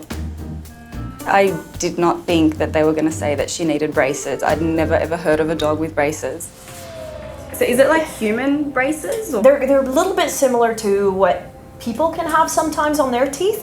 We're going to move her upper canines back, and once there's a bit more room, we'll try and shift the problematic lower canines out of the way so that she's not having that painful problem anymore. We're not trying to make her win a beauty contest, we just want her to be comfortable. Yeah, I don't want her to be in pain, so... Oh, well, that's good. She's the most loved member of our family, so anything that she needs, I will do for her. Callie will be a pioneer and one of the first dogs ever to have braces fitted at Sash. Callie's provided us the perfect case for it, and the beauty of this procedure is that it's completely non-invasive. As horrible as Callie's problem is, the exciting thing is we can put braces on her to fix this. Hey, you're going to get braces on very soon. Stage 1 of Callie's orthodontic treatment will take place later this afternoon. For now, it's time for Alana to say her goodbyes. We'll see you soon. It's pretty amazing that we can do this for her. I'm sure some people are going to think I've lost my mind putting braces on my dog. And they might sort of think I'm just doing it so they look pretty. But we're going to do this so she isn't in any pain anymore.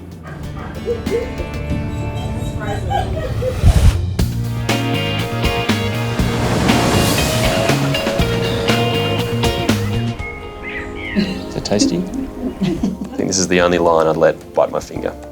At the Bondi Clinic, Chris needs to examine Zambi. After being rejected by her mum, the little line cub is being hand-raised by Donna and Amanda. They need to make sure she's healthy. Her heart sounds good. Oh, excellent. Yeah, heart sounds nice and strong. It's a really critical time right now because without the antibodies coming in from her mother's milk, she is at risk of infection.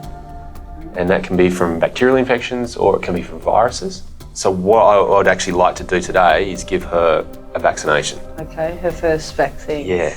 We're really throwing out the rule book by giving Zambi her vaccination at 4 weeks of age, but I wouldn't forgive myself if she got an infection now that could have been prevented by a vaccination. It's a risk we have to take.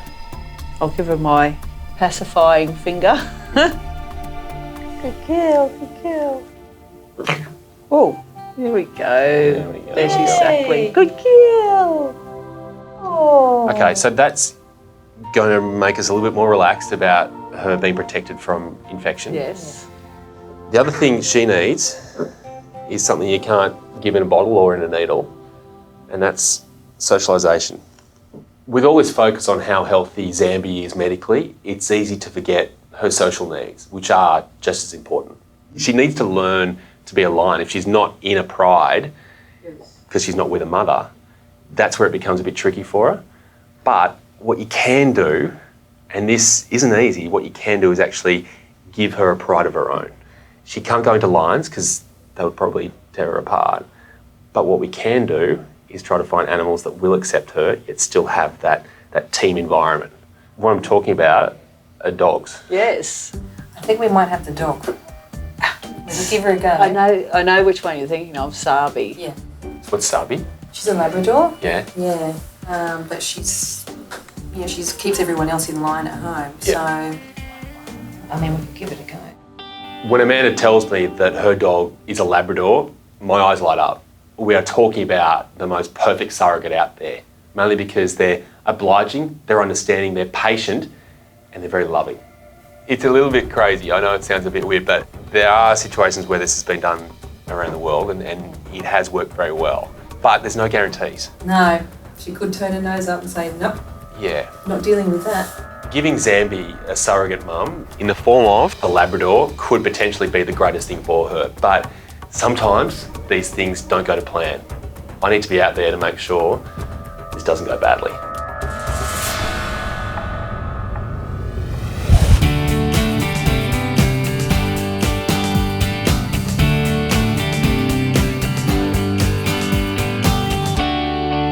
The idea is that she's going to thrash around, she'll build up like a gator. At the Australian Reptile Park, Operations Manager Tim Faulkner and his staff are preparing for an extremely dangerous capture. Well, let's be safe and... Okay, we'll meet you around the front, guys. The park's keepers have recently noticed Atomic Betty, a massive reticulated python, has a large lump on her back. Tim must catch her to have a closer look at the worrying growth. There is no easy way to catch Atomic Betty. You'll know what to do. 2, 1. Good boys. In. Get that coil off. Head up. Head up. Okay. Everyone grab on. Feet her out. Feet her out. Feet her out. Atomic Betty is a member of the largest python species on Earth. Now, at her size, a bite, teeth are 1 centimetre long, serious cuts, and if she gets a coil around you, you'll hear ribs pop. Watch that head, mate. After a tense struggle, they've managed to capture the massive 6.5 metre python. Okay, so bring that bag in. Tail's going to go in first. Start to bring the bag a bit closer, guys. 3, 2, 1, go. Beauty. Now wrap her up. Atomic Betty is one of the reptile park favourites. To think that something's wrong with her, well, I don't like it, and it really worries me. Excuse us, guys. Cheers, thank you. Atomic Betty is being moved to a safe area for examination. Tim is aware the python is now extremely agitated and will be ready to strike when the opportunity presents itself.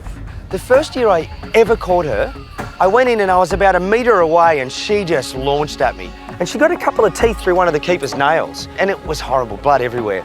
So we always have to be aware of that and manage her very, very safely. Okay, now there's only 4 of us, so let's go up and out. You good, mate? Whoa, whoa, whoa. Look at that. You got her, mate? Yep. Just take her over to your left there. Yeah, we can go down so she's on the ground. Okay, that's nice. Oh, look at it. Yeah. Okay, so that's pretty serious. Yep. I'm really worried about that, mate. I can see that and feel that there's bone. I mean, her neck's raised, so she needs to go to the vet. All right, guys, let's get her back in now, softly, gently. It's hard because she's going to go. Oh, no. We're good. That's almost in. You 2 boys on the head? Yep. Atomic Betty's never been to the vets before. She's not the type of animal that we'd take off site and get out in a vet clinic, but, you know, this is serious enough that I need to do it. Yeah. Hey. Okay. That's good. She's good. What I really don't want is bad news. Atomic Betty is a beautiful big snake. I mean, surgery would be just a nightmare.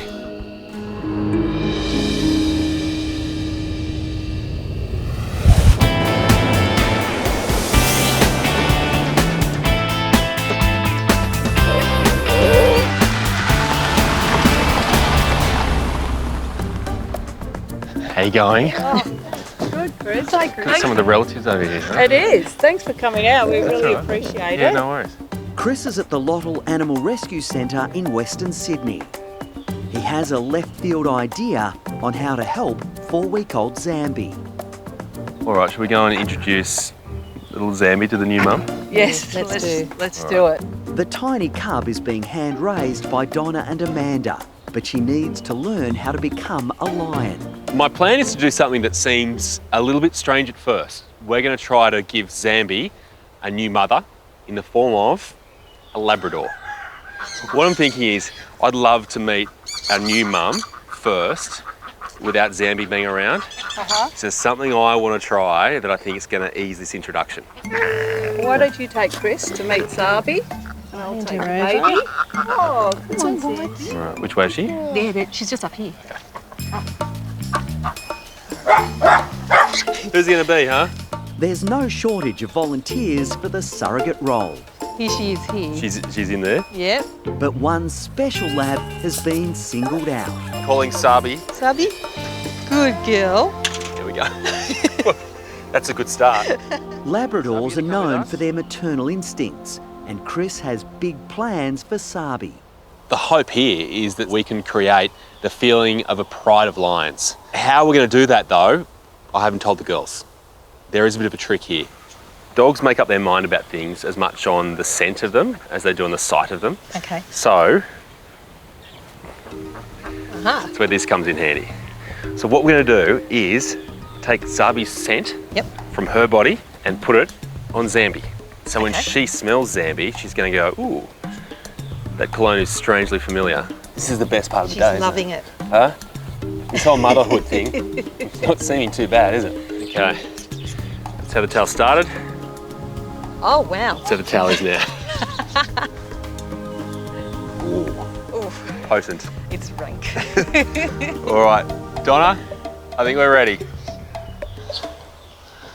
Okay, so my plan is, this is covered in Sabi scent. Oh. What I'm going to do is rub this all over Zambi. So we're essentially trying to fool Sabi into thinking Zambi is a Leonardo.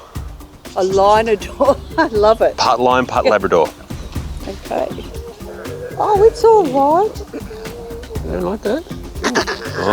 Zambi isn't too sure about suddenly smelling like a Labrador, but Chris is hoping his gamble will work.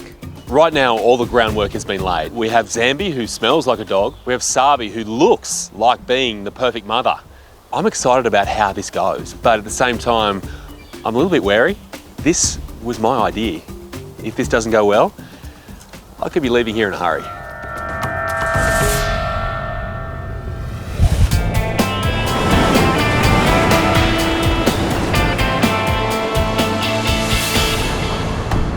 All right, sweetheart. I'm going to go to sleep.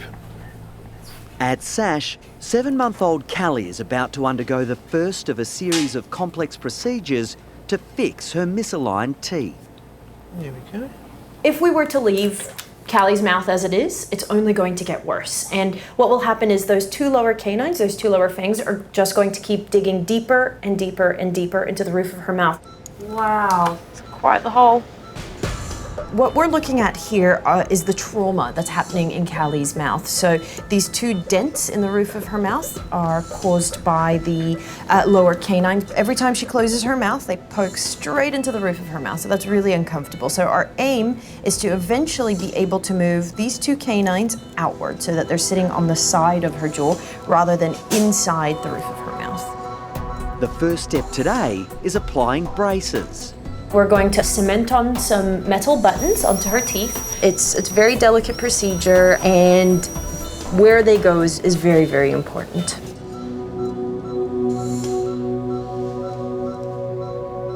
We just need to let that sit for a minute. The buttons will hold elastics that will start moving the problem teeth to their correct position. We have to be very, very careful with how much tension we apply to these teeth. 1, 2, 3, 4, 5. If we put too much tension, if we try and move that tooth too quickly, it could end up killing it, and that's not what we want. That could lead to a whole host of problems. So we have to take our time, we have to measure everything, and we have to make sure what we're doing is spot on. There we go. Perfect. Stage 1 of this long and complicated process is now over. I think the buttons and the chains look great. They don't feel like they're gonna come off, but she is a puppy and we have to be so careful with her, so she's not allowed to chew on anything because they can come off quite easily. Oh, it's all right. Callie will sleep off her sedation and hopefully be able to go home with her owner Alana later today. Hello, mate. Afternoon, Timmy. How are you? Good, thanks, mate. How are you? What's happening? Near the reptile park in Wyoming, Tim and the team have arrived at the Green Cross Vets Clinic with Atomic Betty. Hope you got it? Yep, good. The 11-year-old python has a large lump on her back. Tim is hoping Dr. Peter Nosworthy can determine what's causing the massive swelling. So we're mid-back with this. Do we have to get her all the way out, do you think? I think she'll be better up there because it's just better for us with restraint. Okay, now keep coming a little. Here we go. Comes up now, Pete. That's it. So once that's flat, let's keep her there. She got a bony bump. What is it? Oh, what's bone? Well and truly. What's your first? Listen, first impression's a worry. Touching Betty's lump, I'm concerned that she suffered a fractured vertebrae in her back and that there's the potential to her to be paralysed from that point backwards.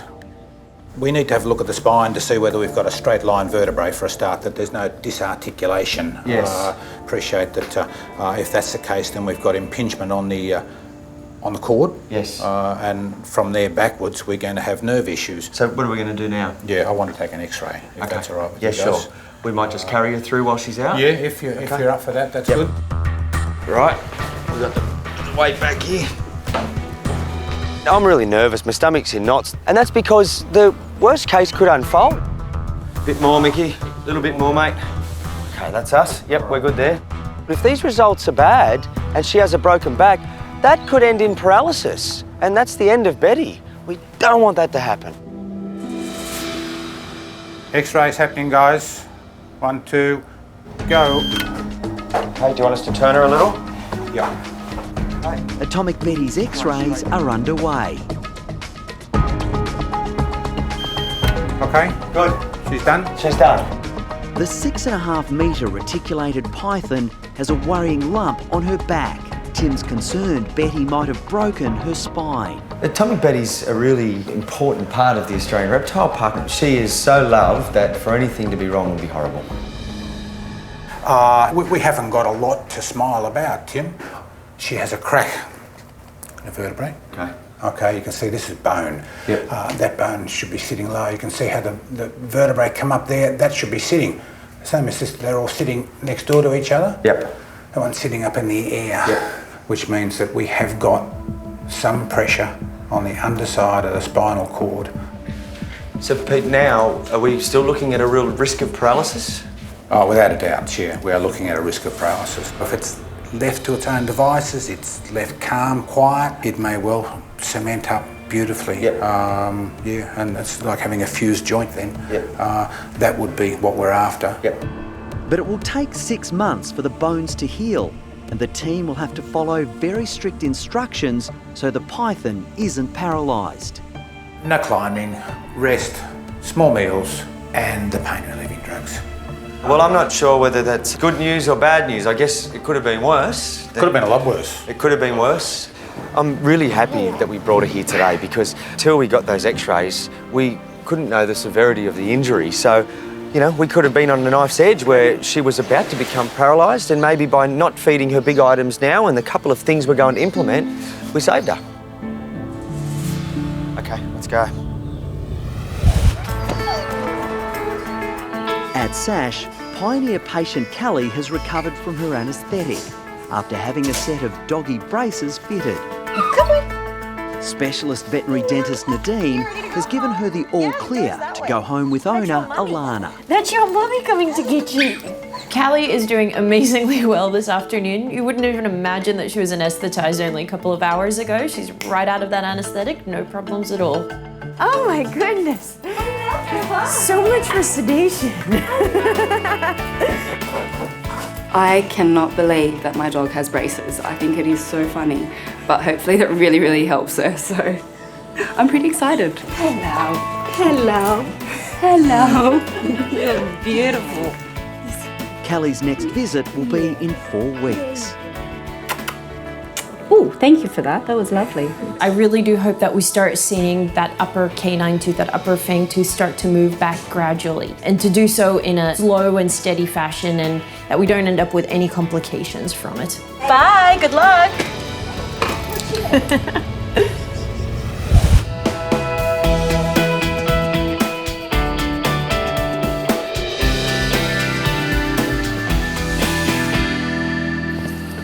a bit slower when you get to the bottom there, boys. At the Australian Reptile Park, Tim and the keepers are carefully returning Atomic Betty to her enclosure. She's heavy. The 6.5 metre python will need to be handled with care to avoid any more damage to her fractured spine. It's been a big day for Betty and keepers, but now we know what's wrong with the lump. We know what we've got to do to fix it. Betty needs to get back into her enclosure and just settle down. She needs some rest. Okay, that's it. All right, Betty. I think at least for another year, she doesn't need to be handled. We'll reduce the food items, so hopefully that's enough to get her through. Righto, darling. All you got to do is get better now.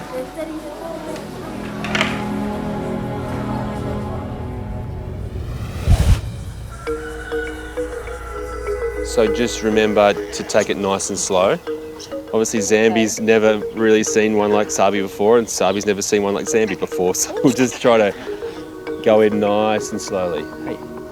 At the Lottle Animal Rescue Headquarters in suburban Sydney, Chris is about to find out if his bizarre adoption plan will work. And just be nice and positive, hey. He's hoping Sabi, the Labrador, will become mum to this 4-week-old lion cub. I am anxious about this. It could work one way or the other, and Sabi could not want anything to do with the cub at all, or her maternal instincts might kick in, hopefully, and it could all turn out beautifully. There we go. Oh, just nice and slow, nice and slow. Just licks, there we go. There's certainly no stress or anxiety there. That's a full-on first meeting, but that is a successful first meeting.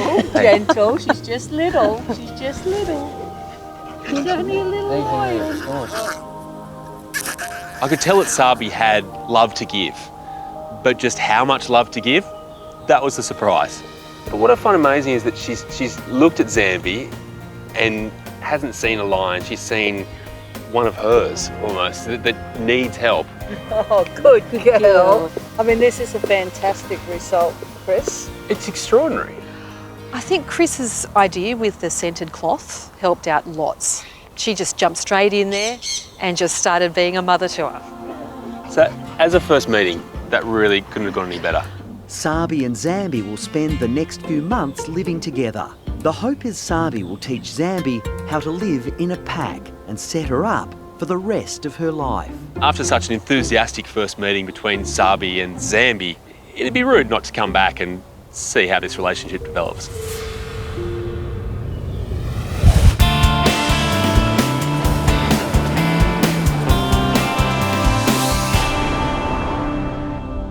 Getting sleepy. There we go. At SASH, the second stage of little Kelly's marathon orthodontic program is about to begin. It's time to get these braces off. If the braces have done their job, Kelly's upper canine teeth should have started to move back. Oh my God. Right, it came. Oh, beautiful. Callie still has those little ulcers in the roof of her mouth, but it's looking pretty good and no longer causing her any pain or discomfort. The next step is to use dental putty to construct a temporary plate that will start pushing Kelly's lower canines clear of the roof of her mouth. We want to make sure that everything fits together and that we shift the teeth as quickly and as efficiently as possible without causing any problems later on.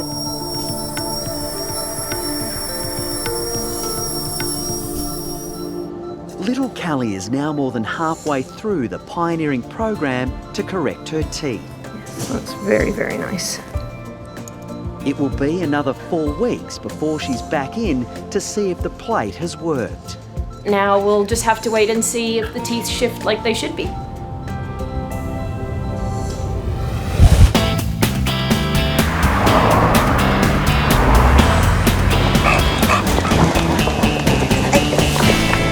Outside the Bondi Clinic, Cassie is losing the battle with her bulldog George. Come on, hey. But the 2-year-old might not be so enthusiastic about his visit to the vet if he knew just what was in store. I came to see Dr. Chris because I'm concerning about finally desexing him because he's getting out of control. I love his personality. He's just, I want him to calm down. He's just too much. Hey, how are you? Hi, How you good. going? Oh, Georgie. Oh, hello. Hi. Hi. He's You very both like to come excited to through. see Clearly, you. Yeah. clearly he does. It's been a few years since I first saw George as a puppy. In that time, the little boy has grown up. Wow, okay, he's a man in a hurry. In this one. This is that one. Come on. He's a totally different story now.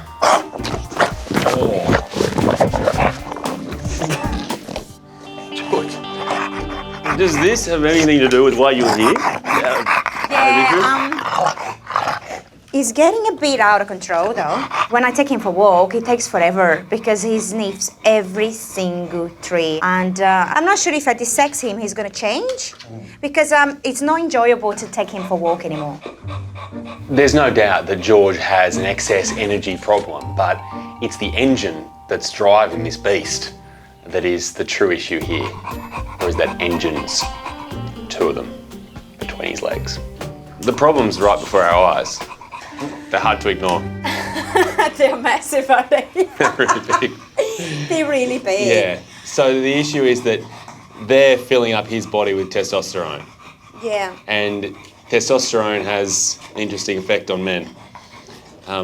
So for him, what it's doing is essentially giving him this drive and this need to be everywhere at every time and be in people's faces because he wants to be the dog that everyone knows and everyone loves, and because he connects that attention and that focus of everyone with him being a successful male alpha dog. So we need to do something. Yeah.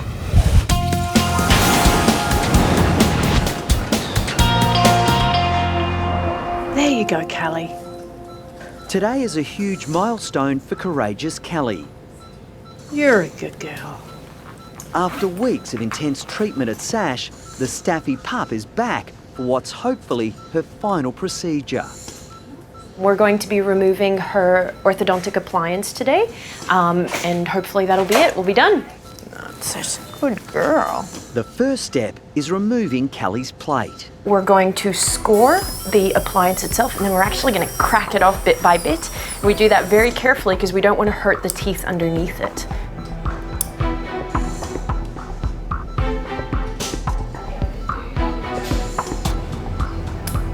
Today's the big day. Callie is having her plate removed. So excited to see how it turns out. Oh, there we go. The whole lot just came off. Thank you.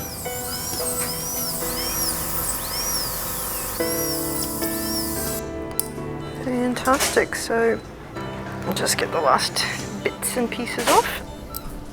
We are going to just make sure that everything's fitting together okay. There we go. I'm always nervous at this part of the procedure because it's really the moment of truth to see if all the work that we've done has actually been successful. So fingers crossed, our teeth fit together properly. Oh, beautiful. So we can see immediately that now her lower canines are on the outside of her upper canines, which they weren't before. Previously, they were just sitting right in there, inside her palate, inside the roof of her mouth, and they were causing all manner of trauma. So that's no longer the case. The braces, the plate, everything has done its work. Our lower canines are now in completely the right spot. So they're not going to poke through the roof of her mouth, but most importantly, she'll be very, very comfortable. Aren't you the prettiest girl now? You're so pretty. Lovely teeth that don't hurt.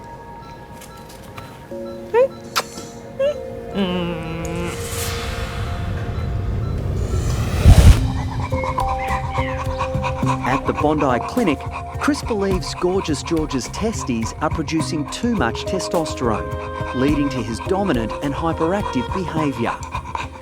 By castrating George, you take away that testosterone. You make him less answerable to those urges and more focused on being a patient, maybe even obedient dog. But Cassie isn't convinced. And you're worried that it might change his personality? I'm worried that's not gonna change his personality. I'm worried that he's just gonna be the same. So I can tell you that he will be calmer, but he's still gonna be a bulldog. Yeah. If I was to have my 2 cents here, I would say that for him the best option is the most permanent option, is to actually castrate him. Yeah. Oh, you're going to lose your balls. Cassie doesn't seem ready to commit just yet. So, if we do the surgery, how long he would stay here? How long does it take? So just one day. So he's in the morning and he goes home that night.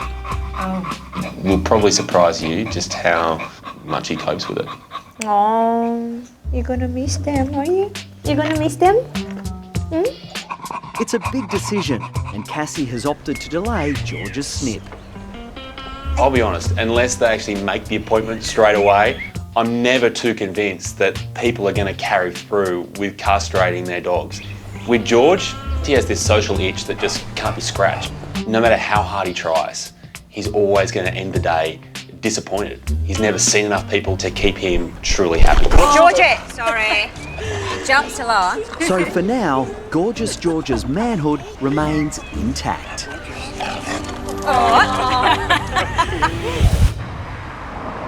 Callie, you're going home, sweetheart. You're going home.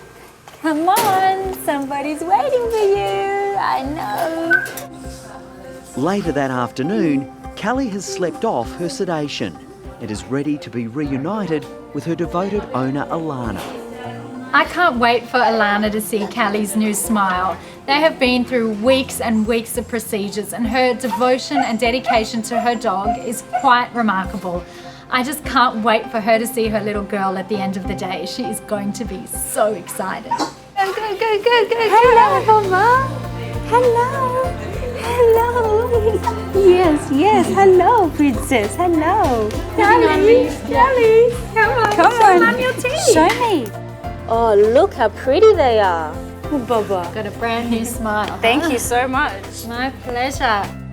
It's really exciting to have been involved with Callie's treatment. She's now gone from a dog that had a painful mouth to one that's got a beautiful, normal functioning mouth, and she'll go on and lead a happy, healthy life. Thank you. Thank you. Come on, Papa. See you, Callie. Yeah. She thinks your teeth are beautiful. Come on, let's go. It was definitely worth getting the puppy braces for Callie. We can be happy knowing that she's got a long, happy, healthy life ahead of her with plenty of love from all of us.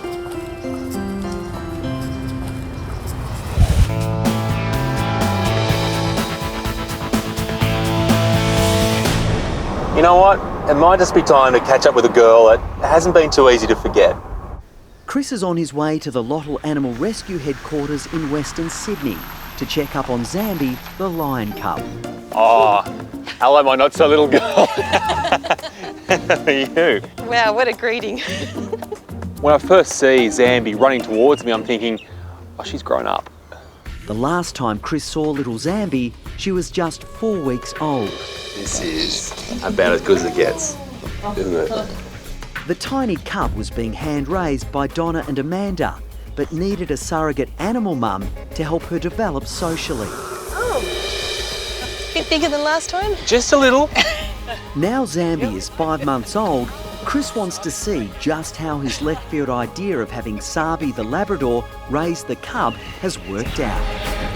Oh, hello. The whole family's here. Hello. Hello. So, was she the mother we hoped she would be? Oh, she's been wonderful. Yeah. Yeah, she's been toileting her for us. She keeps her company, sleeps with her. She's making a growl like a lion. See, she has picked up a few things. Sabi's a great mum. Yeah, I couldn't have asked for any better. She looks after her, she sleeps with her, and she's very protective of her. She is the best mum ever. Sabi, you gotta say, we took a punt on you, huh? We really took a chance on you. We probably asked a lot more of you than one should ever ask of a dog. But you delivered, didn't you? Sure did. Bringing Labradors and lions together was always going to be a calculated risk, but it couldn't have gone better. Shall we have a little look at you? Let's go over here. Go over here. See, now look what happens, huh? Now you can't leave with it attached to me. Thank you. Oh, this is a great game, isn't it? Huh? It's a perfect I knew game. this was going to turn into fun and games. So when you chew it, I don't hear your heart, I just hear your chewing. No? That just sounds good. Good. Yeah. You're being very cooperative now, aren't you? Well, you do need to talk about one thing. This may not go down too well, so I'm going to break it to you slowly. It's vaccination time. So these are often the times where they remind you they are a lion. Not a dog after all.